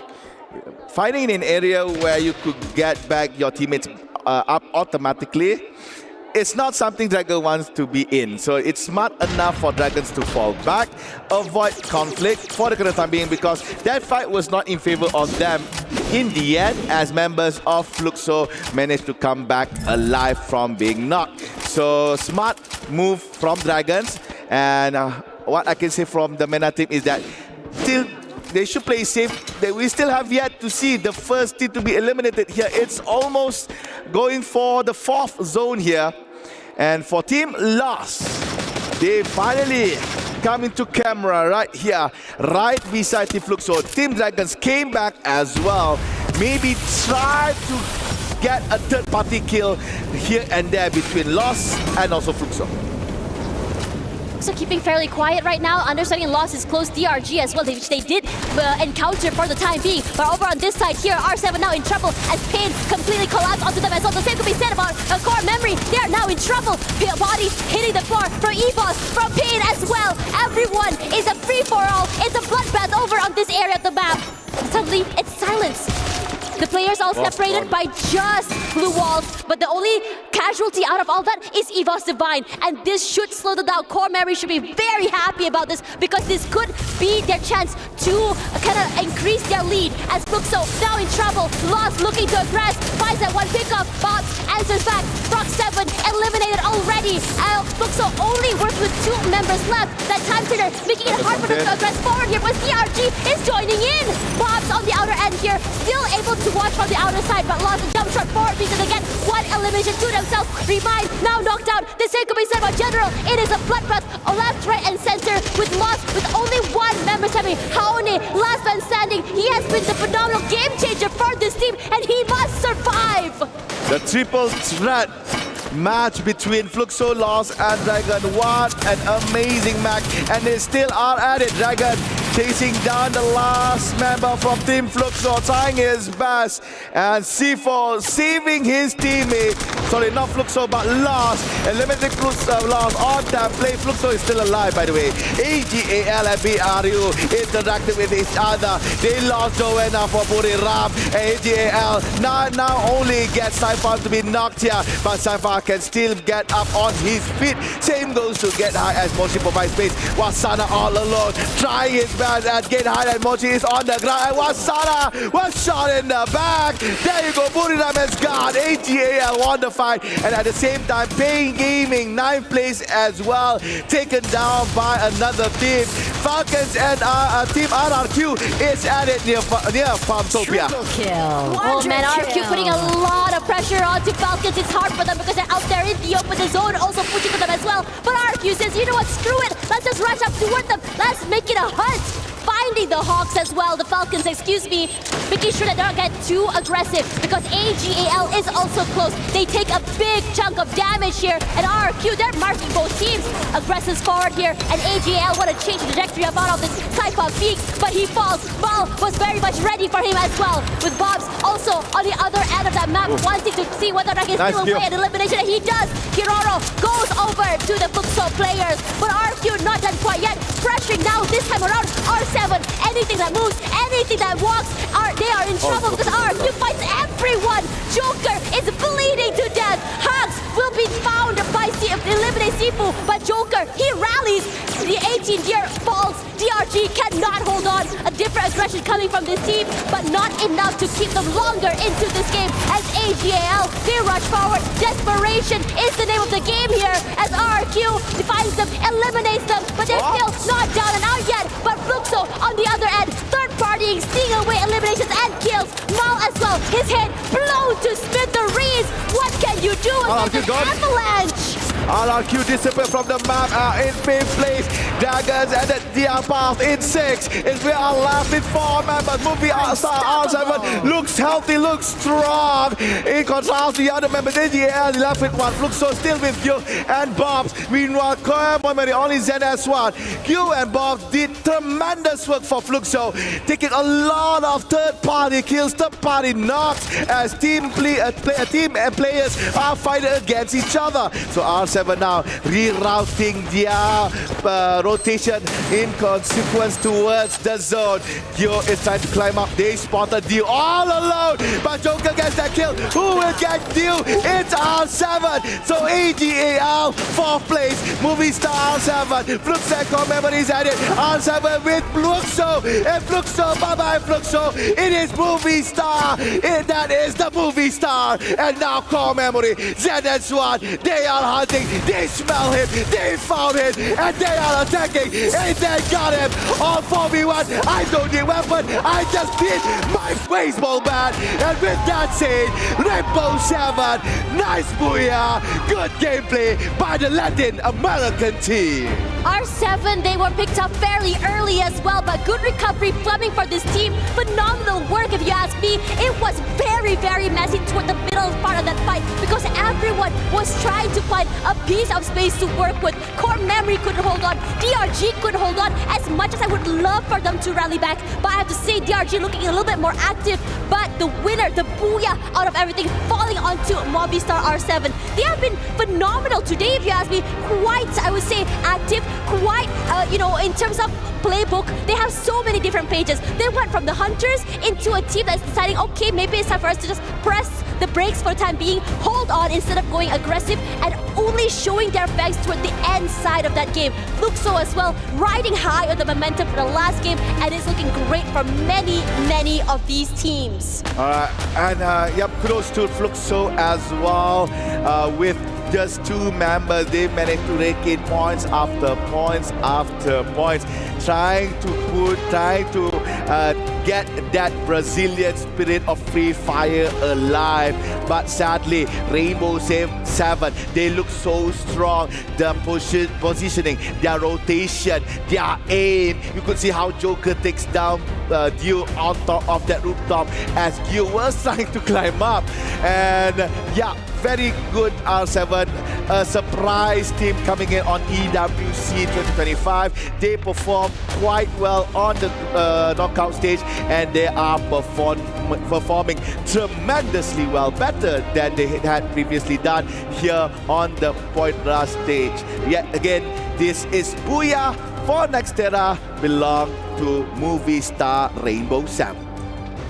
If I'm not mistaken, this is our 7th second Booyah today. Or this is their second Booyah today. Kalahari was taken away from them in that very, very incredible fight onto that map. And now they take another one away. This team is just so great when it comes to their strats. They can go aggressive, they can be a bit more passive, and they are a team that thrives onto chaos. Let's see what they can do next as we go into a break first.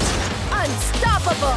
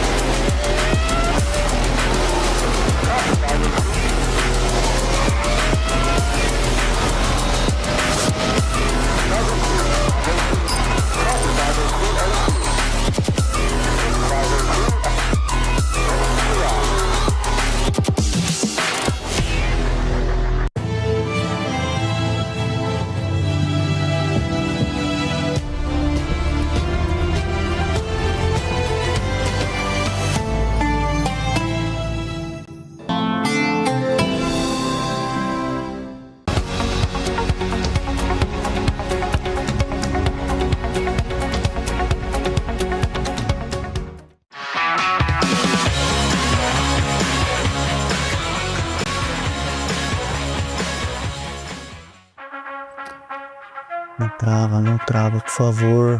Não pode travar, não pode travar. Não pode travar, não pode travar. Nossa, vocês são muito estranhos. Mas se isso for trazer o Booyah, tudo bem. Derecha. Punto derecha acá. Buena, buena. Queda uno. Sartén, uno. Dale, déjame poner un fracaso. Un 100 y listo. Sí, un fracaso mío y listo. Dale. Que no se mate, Está por acá. Acá. Dale 100. Dale. Tira un cortivo. Dale. Ay, le fallé. Ya.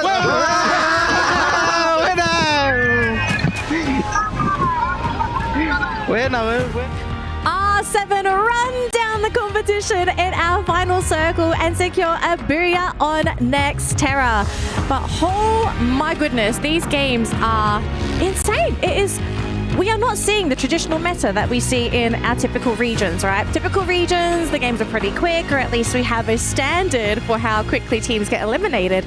But that Nextterra, guys, it was like a battle of endurance to see who could last the longest and how long you could delay the first team elimination. Gideon, I know we were talking about this in the green room. That game was astronomically slow. Yeah, everybody was looking to just outlive each other for as long as possible. But then when you look at the points at the very end, first pagers are already hitting double digits. But most importantly, RQ and as well as Movistar R7 are coming up with some huge points this time, especially for R7. I think they've figured something out. I'm not 100% sure what it is because we're seeing teams like Core Memory not being able to follow their recipe. Dragon Esports, huge shout outs to them, surviving despite getting consistently headhunted throughout the game. Yeah, definitely. I mean, it's not just for that game, but all throughout the day, they have been targeted not by other teams, but it is the leaders that we are seeing. That's Movistar R7. 2 maps, if not 3, they had hot drop Dragon Esports, but at least this is a good chance as well for Dragon Esports to really fight back if they can recover, find a way to find like a more of a durability as well as survivability gameplay, not only in the game style but also in active skill. They might be doing better tomorrow. I think we also have to give a shout out to Fluxo. Fluxo also coming in pretty clutch in that round. They came in 3rd, looking really strong. Dominating. So, I mean, they're slowly waking up, Raja. I mean, Fluxo. I think they are kind of recovering. You know, I think they maybe can be able to do a good game in the next match also. But I mean, it's good to mention about the Movistar R7 because it's the first time that we are seeing like such a good team from Latam. So it's kind of some think that we are building a different history, you know. So it's good to see. I'm really happy for them, but also for Fluxo too. And well, let's see what will happen in the next match, because I think Dragons maybe try to get the landing spots from Fluxo. I'm not really sure if they will be able to do it today, but I know that they were trying yesterday and also not yesterday, but during the knockout stage. Yeah. I mean, we've got Solara coming up next, so we don't know what's in this bag, do we? All right, so as we do get ready for our final map of the day, just a quick checkup on the overall rankings for the status of Point Rush, because the whole point of today, pun definitely intended, is to rank as high as possible because you want your head start points going into Champion Rush tomorrow. And I mean, Gideon, have a look up top. R7. Who would have suspected? Yeah, if you're not getting a lot of eliminations, you're looking for those placement points. And R7, Movistar R7 really have found the balance here coming into this point rush. Same can be said about Core Memory X KOG, but I think, we start looking at the other teams who had a really great start at the beginning of today. Falcons, Pain Gaming, Lost as well.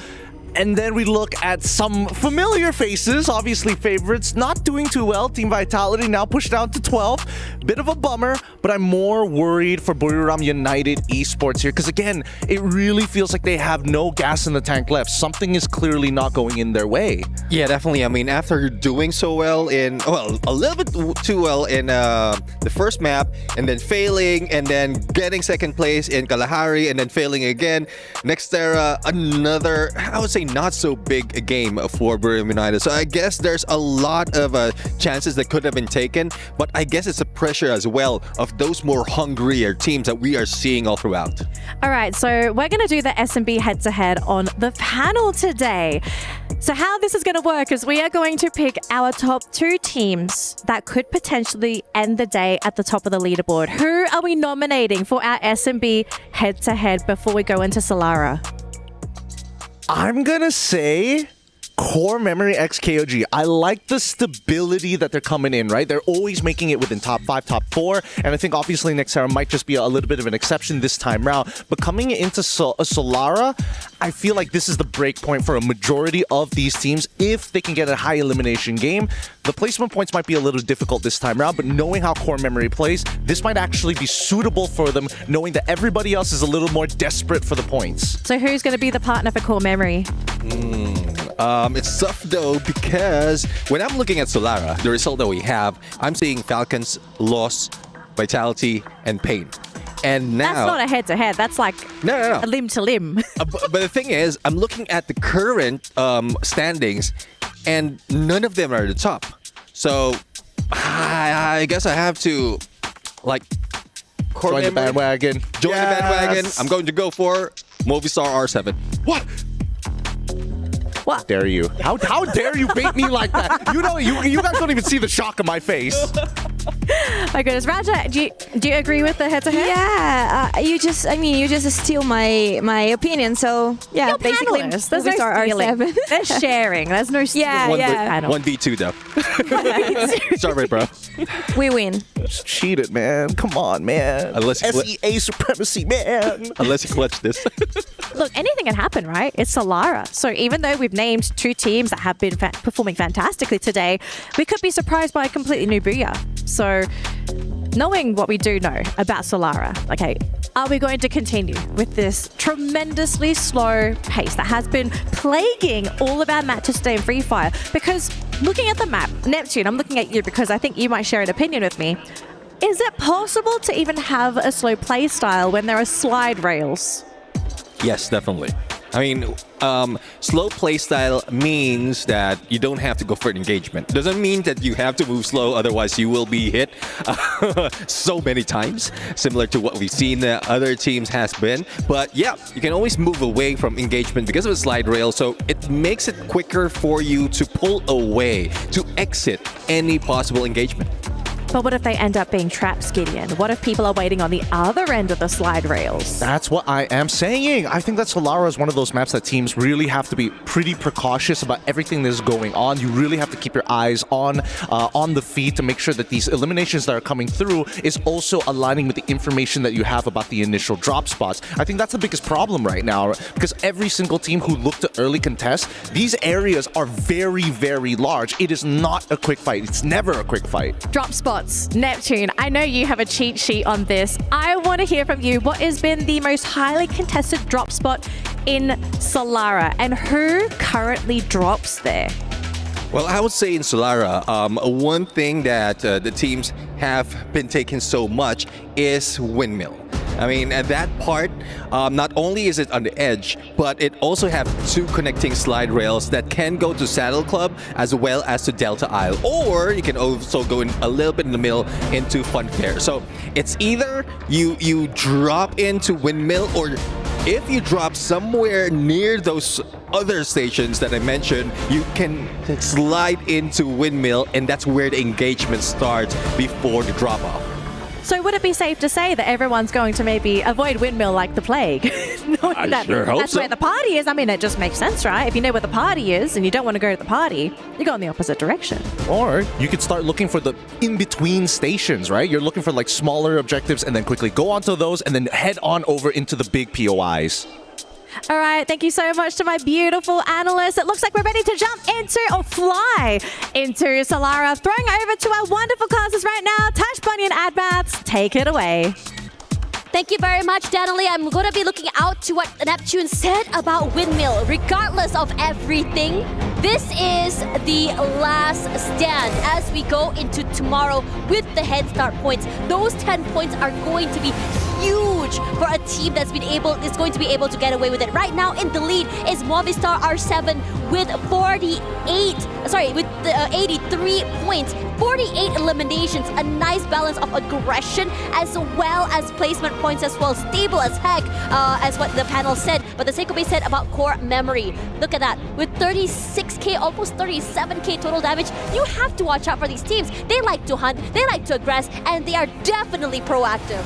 All right, let's see whether or not the pacing of Nexterra is carried on towards Solara as we are about to start and execute game number 6. It's from southern side of Casa Vista up until the compound in between Waterfall and Riders Club, and it looks like the circle is favoring the northern side of Solara. Those in Windmill are in a clear. Meanwhile, those in Delta.AL, RRQ and Falcon have to fight against each other as they are fighting over their drop spot.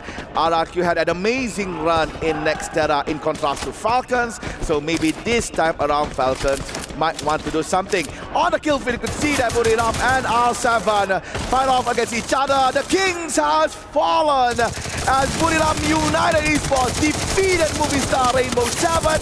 Rainbow 7 at 12th place.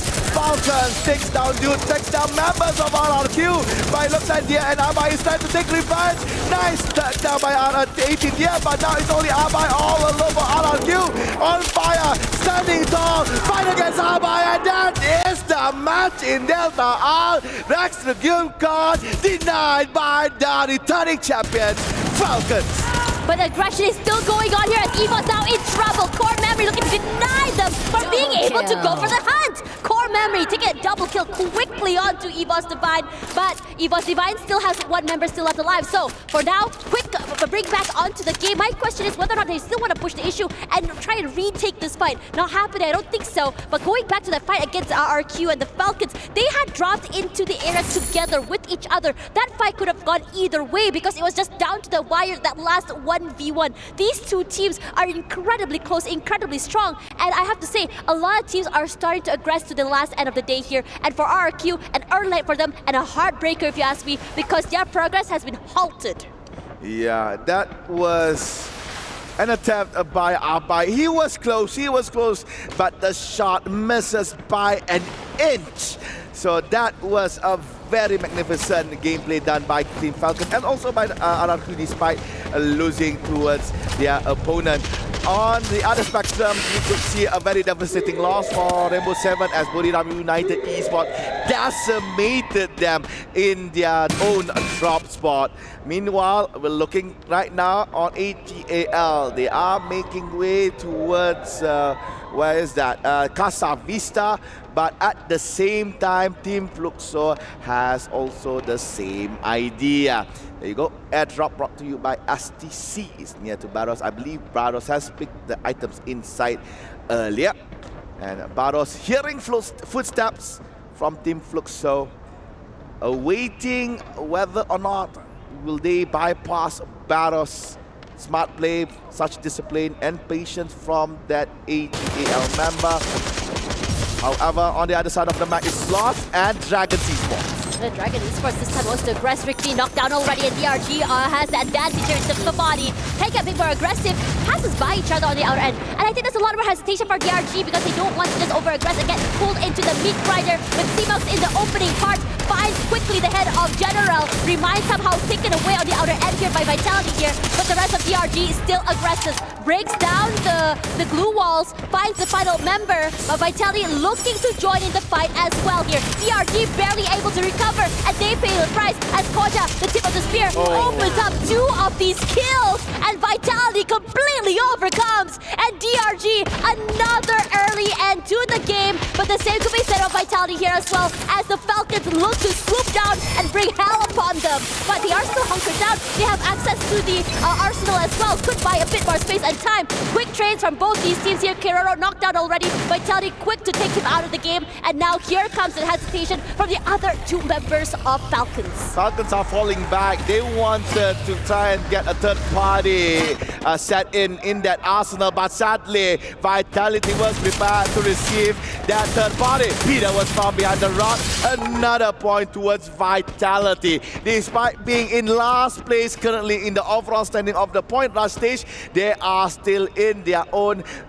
roaring spirit to still perform in a Solara. So Vitality is now on fire. However, AG.AL is in the goal as they lost Chinoy towards Pain Gaming, and Dew running away with the car, trying to prolong that logo of AG.AL in Solara. Honestly, I am quite surprised at Vitality's performance. Granted, they start the game here at last place, and they brought the heat, they brought the fire. They realized that it's not over till it is over here. As Evos on the back foot, they don't have advantage in terms of terrain, but they want to change that. As Pain forced to play a little bit more back, Nuda doesn't not want to relent, and he eats a lot of damage. Looks to reposition, a jump peek forward, finds nothing quite yet. And they're waiting. The only thing, everything in the kitchen thrown to the table. Nuda, first one to fall. Aim got, look at the rush forward here. They move in tandem. Peter eating a lot of damage. Rushes up forward. More damage done as well, as every single one of members of Evos Divine looks to rush forward. But for Pain Gaming, not able to stop this onslaught. They are running for their lives. They do answer back with their own utility, their own needs here, but it does not stop the aggression coming in from Evos Divine. Ray is close, so is Aim got first to play that tip of the spear play. They rush up, but still not able to chase at all. You want to hunt, but you cannot find them. Gus close by, Free Fire's about this 1v1. Jump forward here, but they were very, very much ready. Gus steals away a point, but Ray looks to step up to the plate and try to do what his teammate can, but stopped by the glue walls here. It's just a game of bring around the Rosie, trade it all around here, but Russia at the very least does find Peter. TV Tower has a lot of noise in it as Pain Gaming is still yet to settle their fight with Evos Divine.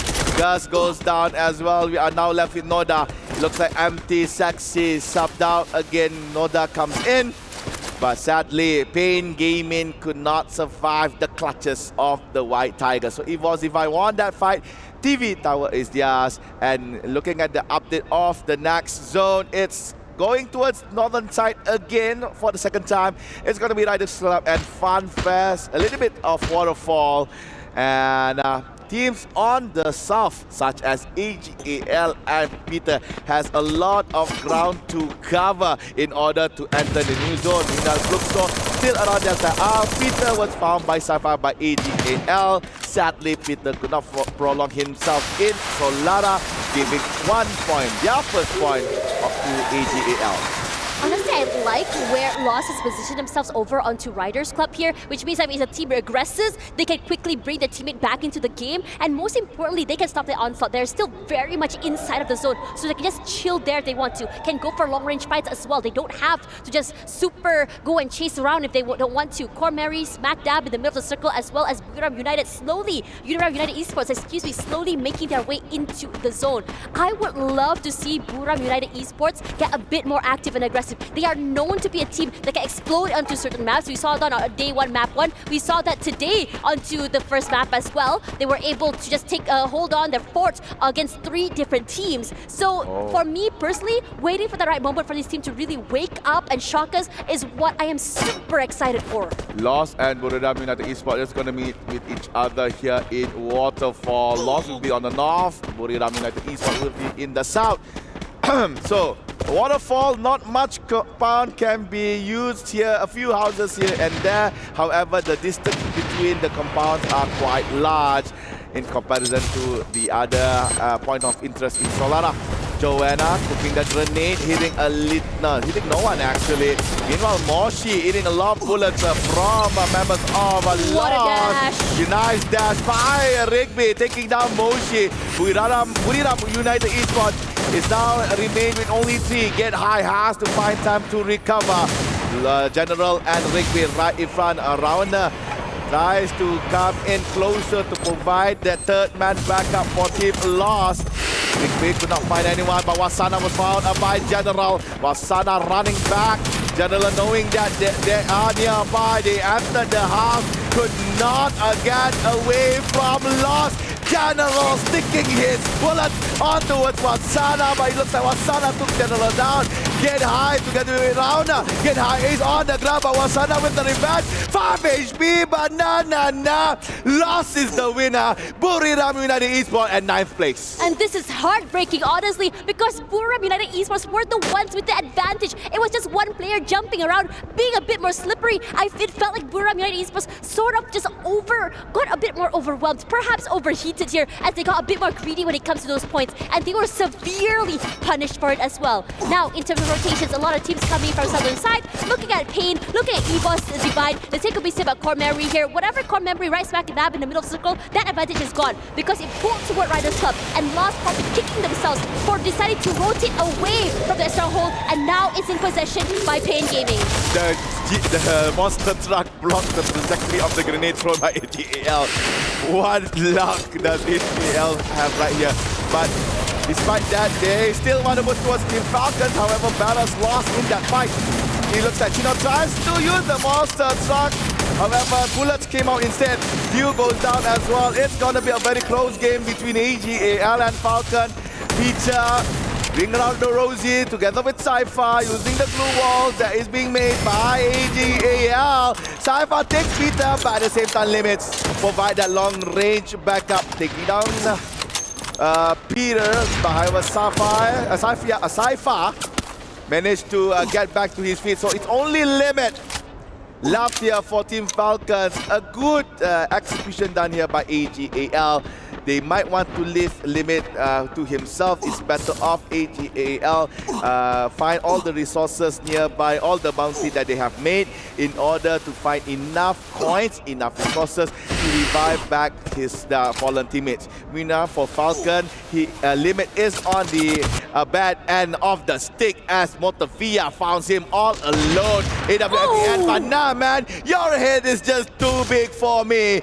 There goes Motavia. Pain Gaming lost one member, but Limit has to fight with the zone. I'm not so sure whether or not he has enough mech to do this. He has 7, so he's fine. It's just that the mission for him to revive on fire Peter and Kiroro is superbly hard. Not going to be the easiest as well, but Falcons have done a phenomenal job so far already. They've already survived this long, and most importantly, 8 eliminations, but he's slowly but surely making sure that he's going to be able to steal away some extra points if he were to go down here. But that point stolen away here by Rasha, denying him the 1 extra point, and Limit must be so frustrated right now. I know I would be, as Limit makes his way into the circle. Not even a close by area for him to go for a revive as well. Not the easiest situation with Vitality coming in front, and Vitality is on fire. This is rough, and he does eventually get eliminated to that zone. Yeah, There you go, Falcons 7th place. I would like to say that the zone to me looks so nice. It ends inside Riders Club at the main building. So now we're looking at, Russia got caught by Cougar with his woodpecker, but yep, Core Memory took down Sci-Fi so easy, so clean. So AG.AL 6th place. Evos, Coachil managed to actually get back Russia up to his feet, but Core Memory is hunting. Okay, we're back. All right, good. Cougar tries to go for the push. Skylar nicely put by Zed. Exposing Coachil. Goes down. Coachil now it's only Russia all alone. Will the Wonder Kid go for the plus? Nah, man. There you go. Core Memory takes down Evos Divine. But at the same time, Vitality is disturbing the pathing that is trying to be took by Core Memory. Fly goes Dawn. ZS1 is still waiting outside of the zone together with Cougar. Zed is safe. Cougar, will he be the same? Yup, safe as well. Vitality missed the opportunity to get Core Memory, but at the same time lost. Nice grenade with the Alvaro cluster, but sadly could not hit all three members of Core Memory's KOG. Pin Gaming is just so scattered right now from around different areas. My question is whether or not they're going to be able to just rally and play off each other here because they're just so far away. And I think Noda X also sort of shares that sentiment, so he's just rotating a little bit more closer with his teammates here. So, positions all noted, so everyone out in the open. If anything, right now, my question is how exactly Lost is going to try and make their way into the circle. They do have a bit of space to work with for Pain juking that wave a little bit more closer as well, as Vitality a little bit more aggressive when it comes to hold. They have a lot of space to work that southern side, a lot of control of that area as well. But Cougar and his teammate have been fairly quiet, so they could become a team that can just try and catch people off guard here in that corner. This might be a Vitality game. Look at their position right here. They are on the rooftop of the main building of Riders Club. That is basically exclusive real estate. Such nice positioning by the Indonesian team. However, we have to see the cruiser right here. The 4 remaining teams heard the last sirens here. It looks like the circle will pull towards the top right-hand side of Riders Club. Vitality has to make a move. Lost could potentially catch the Indonesian team flying down, but not before that nice grenade by Koja. Double kill for him. And there you go, Vitality eliminating Ping Gaming of 4th place. We are now left with 3. I love the position of Vitality here. High ground in the control, a lot of space as well. And because of that, they can just make it rain and pain from above here. Steals away another 2 members of Core Memory, making it so hard for them. The final man left standing here, looking to try and just survive, maybe. But they're gonna rush. They're gonna try and chase here. Dawn alone in the corner. They have an idea where he could be. That glue wall is a perfect indicator of where he could be. And I think they just want to try and aggress. They jump forward here. Dawn falls, and they cannot do more than that. A 4v4 here between Lost and Vitality, and it sounds so scary. Rigby eats a lot of damage, but Vitality, they love the Barbar gaming here from Indonesia. They got one knockdown already. The nades, everything in the kitchen is thrown as well. And Faiz from the top side, make it rain, make it hurt. Nando cannot hold on here. Tries to get at least a trade, cannot do more than that. Rahon as well, and Vitality still survive as a 4 till the end, and that's a booyah to close the day for this team. My eyes never lies. Vitality had very tremendous, amazing, magnificent position right at Riders Club. They had a monster truck gracefully dropped before them, providing them a safe route to go towards the lower end of the ground. And they caught everyone at the end of that zone. They played amazingly towards Paying Gaming. They caught off members of Core Memory, and they control Lost up to point that Lost is even in the loss, pun intended, because they could not find Faiz that is on top. Kudos to Vitality. What an amazing last game here for Point Rush stage. Honestly, super exciting matches, but Vitality, oh my gosh, I'm just so in awe at how exactly they position themselves in terms of advantage, in terms of playing off each other, and in terms of getting that information to use against against other teams as well. They were so methodical and they took both these teams by themselves one by one. Decision making peak, aggression peak, firepower also peak. We were wondering what the heck happened to this team. This team was on last place as we got into this sixth map with 29 points only. And for them to rally, this is insane mental if you ask me, because it's not over till it's over. It's just point rush and there's still a big situation, a big advantage for them to be able to take over, take care of, excuse me, as Vitality ends this game, I believe, with 33 insane points. That is very good points here about Vitality. Definitely will not be in last place right after this. I could imagine the roaring fans of Vitality inside the Qiddiya Arena. They had a very good fan base coming here in Riyadh, Saudi Arabia. So with that moral support from the fans, Vitality finally could at least prove themselves worthy in this point rush stage. And another honorable mention I would like to say towards Team Lost and Core Memory. Their parting was good despite being mowed down by Vitality. They survived up until top 4, and that alone is enough for them to secure points. And for R7, despite how we've been praising them today, playing so well in point rush stage, sadly in the last one they were in 12th place, eliminated quite early in the match by Buriram United Esports. Honestly, in all, whatever it is, I'm not sure if Gideon is watching, but Gideon, you had a good eye here. Core Memory still very much a stable team, like you've mentioned. Very, I would say, active, very, I would say aggressive as well. They knew how to survive. And you know what's even more exciting? The fact that the panel chose a majority of them actually voted for R7. And R7 was one of the earliest teams to get knocked out. Is this a panel curse? Honestly, at this point, I don't know what to say. I'm not saying. You might have that point there, Tas. However, it looks like we are ready for an interview at the Qiddiya Arena. So, Carol, what would you like to say about that last game? Wow, Point Rush stage was definitely breathtaking. And talking about Point Rush stage, we have to point it out how good movie star R7 was today. And of course, we have to talk with this man here, Gamers King. Congratulations on your performance today. You did amazing. And right now, the whole world is watching you. So I have two questions for you, and of course, it's all about your performance today. You have definitely a standout performance. And what do you think that made the biggest difference for you to in your game playing style today during the Point Rush stage? Hoy has tenido un performance excelente y quieren saber cómo te has sentido hoy y qué crees lo que te ha dado lo que necesitabas para tener un performance tan bueno hoy día. Bueno, la verdad necesitaba tiempo creo que me costó adaptarme al dispositivo. Y bueno, la práctica también, el entrenamiento. Muy contento con mis compañeros. All I needed was time. I needed time to adjust. I already got accustomed to the device we were given. And I think that's all we needed. I'm really happy with my performance today. All right. I see that. Congratulations on that. And also for us to finish your interview, I would like to know, I'm dying to know, what can we expect for Moving Star R7? Because today you guys did such a great game. I'm more excited to watch tomorrow because tomorrow it's just one day for the grand finals. What are the expectations for tomorrow? ¿Cuáles son sus expectativas para el día de mañana? Han tenido un gran performance hoy día.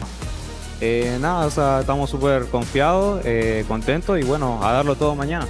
Todo al 100%. We are very confident and we're going to bring everything tomorrow. We're giving our 100% tomorrow. That's what I want to hear. That's what I want to hear. Thank you so much for that. I want you guys to bring it all for tomorrow. Thank you for staying with us the whole day today. Point Rush was intense, was amazing, and we have watched great matches here. But tomorrow is the grand final. Tomorrow we're going to watch who will compete to concrete. And that's all for today, my friends. I wait for you tomorrow and stay hyped, all right? Back to you, the studio. The stage has been set for Champions Rush and our teams. They've got one more night to formulate their plans and to figure out how they're going to claim their champion title. But What a day, ladies and gentlemen. We saw a very interesting style sort of develop over the course of Point Rush. Very slow for some teams, very methodical. For others, they're still kind of adjusting. Now, unfortunately, the adjustment period is not over because we still have more games tomorrow, but it's with the new format. And the question is, how are some of our teams going to deal with the new format? Because not everyone is very familiar with it, right, Neptune?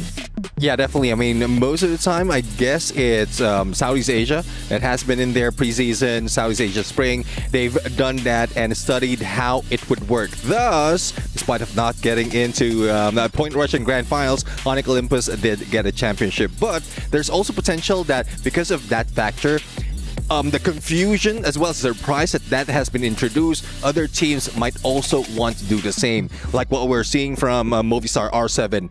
Like, just break all the boundaries from the beginning of the day and then you reach that champion rush condition real quick. You're trying to get to the champion rush condition as soon as possible, right? But at the same time, I think that when you're looking at these teams continue to play, for some of you at home, you might expect, hey, if R7's capable of doing it, what if they eventually have a bad game and a team like Vitality right at the very end suddenly gets a booyah to steal it away? So it gives a lot of storytelling options, but at the same time, a lot of hope for the teams, especially those who are at the bottom. Yeah, definitely. I mean, since we're only looking at one day, similar to what we've seen earlier, if a massive game from Vitality and they were just pushed up to the number 4 spot from the bottom as quickly as that. It's just one game. And that's one thing that might happen in the Grand Finals, and also potential that it can end 4th game, because again, we have some teams who are getting 10 massive points even before Grand Final starts. But then we also have to consider we could also go to 10 games. So do they have the stamina to keep it going? I think there's no issue about stamina here, right? Because even before our professional teams, as the overall stands are being shown, they have already played a good amount of scrims. 4 in their hotel, 2 on the stage itself before you even go live onto the show. But hey, am I allowed to be smug here for a little bit? Can we please talk about the fact that core memory, number 1, core memory. All right. We got you. I guess Raja and we apologize for ganging up on you. Yeah, I apologize. But I mean, Core Memory will bring 10 points to the finals. And it's good to remember about the EWC last year that Team Falcons just did. In the first match, I think it was close to 28 eliminations in the first match. So imagine doing 28 eliminations with more 10 points. So it's a bunch of points. So you need to know how to deal with that. And teams need to be kind of, worried about it, because we don't know what to expect for Core Memory in this finals. But they also had, they also have like 10 points, which is kind of you just need to do more 70, right? Yeah. Well, I mean, it's easy for us to say just do 70 points, right? We're the analysts. We're not the ones playing the game. But would it be much of an outlandish call to say after today's matches, things are just speeded up 10 times, those 28 eliminations last year? I don't think that's an impossible feat, especially for game 1 after having such a slow start and I guess to a certain degree a slow finish for the play day today as well. But let's talk about some of the teams that we are going to be expecting to do well tomorrow. And this is going to include teams that maybe didn't do too well today, because maybe they're using today to kind of get a feel of maybe where they want to drop for tomorrow, or maybe get a feel of how they actually did in a hot drop against another team. I want to hear a team from each of you. Who do you think is a top dog to look out for tomorrow? I guess it's hard to answer that question, because I think it's really open to all of them to try to get the trophy. But I don't know. I kind of feel that Indonesian teams, they usually like to play that type of format. So I don't want to believe in that, but I mean, I think Evos probably will start like doing really, really good. I don't know. I think they kind revenge. Yeah. Well, so my pick for that question will be Evos. Should it only be one? If you want to put another one, be my guest. In terms of how the format is, again, Booyah is important. Booyah probability, Falcons, and loss. I love this man when he starts speaking numbers. Go on, Romeo. Speak. Definitely. I mean, Team Falcons, they have placement potential. Like most of the time, they are leading in placement despite of not getting any elimination. But for loss, they have a lot of elimination. But if you count the number of instances that they are in top 3, they still have a chance to get more points once they get that Booyah. So both of them are tied. And after this game, though, I would like to include core memory as well from because after the 9 instances of being top 3, they're catching up. I have a bit of a hot take. I'm going to say after today, what is the most important thing in Champions Rush is how you close out the game, how you get that final Booyah. It doesn't matter if you make it into top 3 consistently if you can't close out the game. And I think R7 has shown and proven that they can close out games more confidently in top 3 scenarios than a majority of these teams. A close second, I would say, is lost, but even today we're seeing that people have really adjusted towards them. All right, looks like we're ready for our Career top play. So let's have a look at our top plays for our Point Rush stage today. Unfortunately, our matches are over, but don't worry, all these games live rent-free in our minds because we had some fantastic games, very unconventional competitive games of Free Fire. So to any audience members, to any viewers, if you missed any of the matches today, go back home and re-watch the VODs. All of the games are well worth watching because this is just a taste, a sampler of what is going to be happening in Champions Rush tomorrow. Because yes, we are it's a soft reset.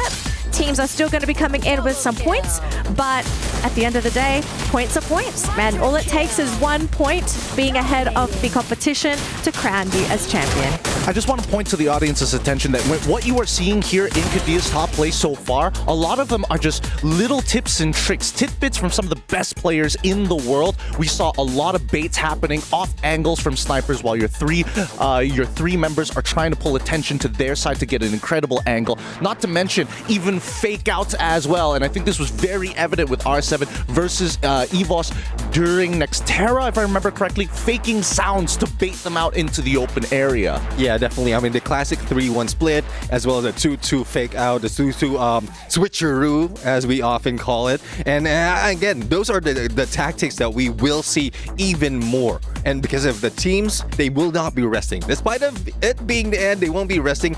They still have plenty of time to study their opponents, make those adjustments, and we'd love to see those improvements for tomorrow.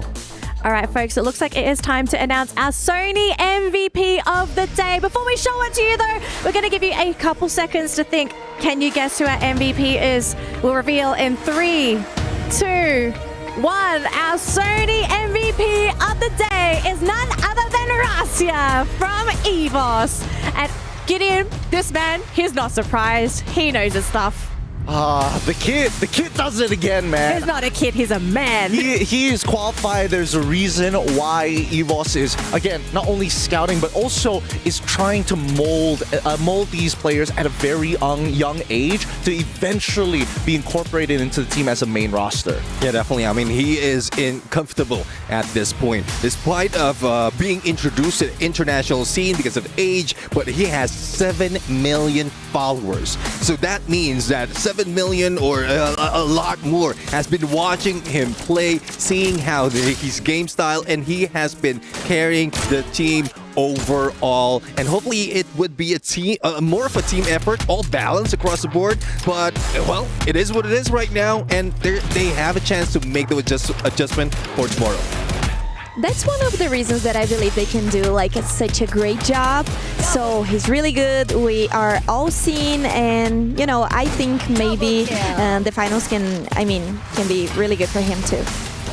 Well, we're going to have to see if Rasya is going to be able to carry his team on his shoulders because, unfortunately, it's not over, folks. Actually, what do I mean, unfortunately? Fortunately for us, because we get to see some more Free Fire, but tomorrow, it's a special day. It is Champions Rush here for Free Fire at EWC 25. A big thank you to my wonderful panel for sharing their knowledge of Free Fire with us. I hope you're ready for tomorrow. Sleep well, rest up, and the same thing to all of my beautiful viewers as well. I hope you guys rest up, eat, bring your friends, call them up, have a party at your house, and make sure you watch all the Free Fire action here at EWC 25. But that's going to be it for us. Thank you so much for watching, and we'll see you all bright and early tomorrow for Champions Rush. See you, survivors!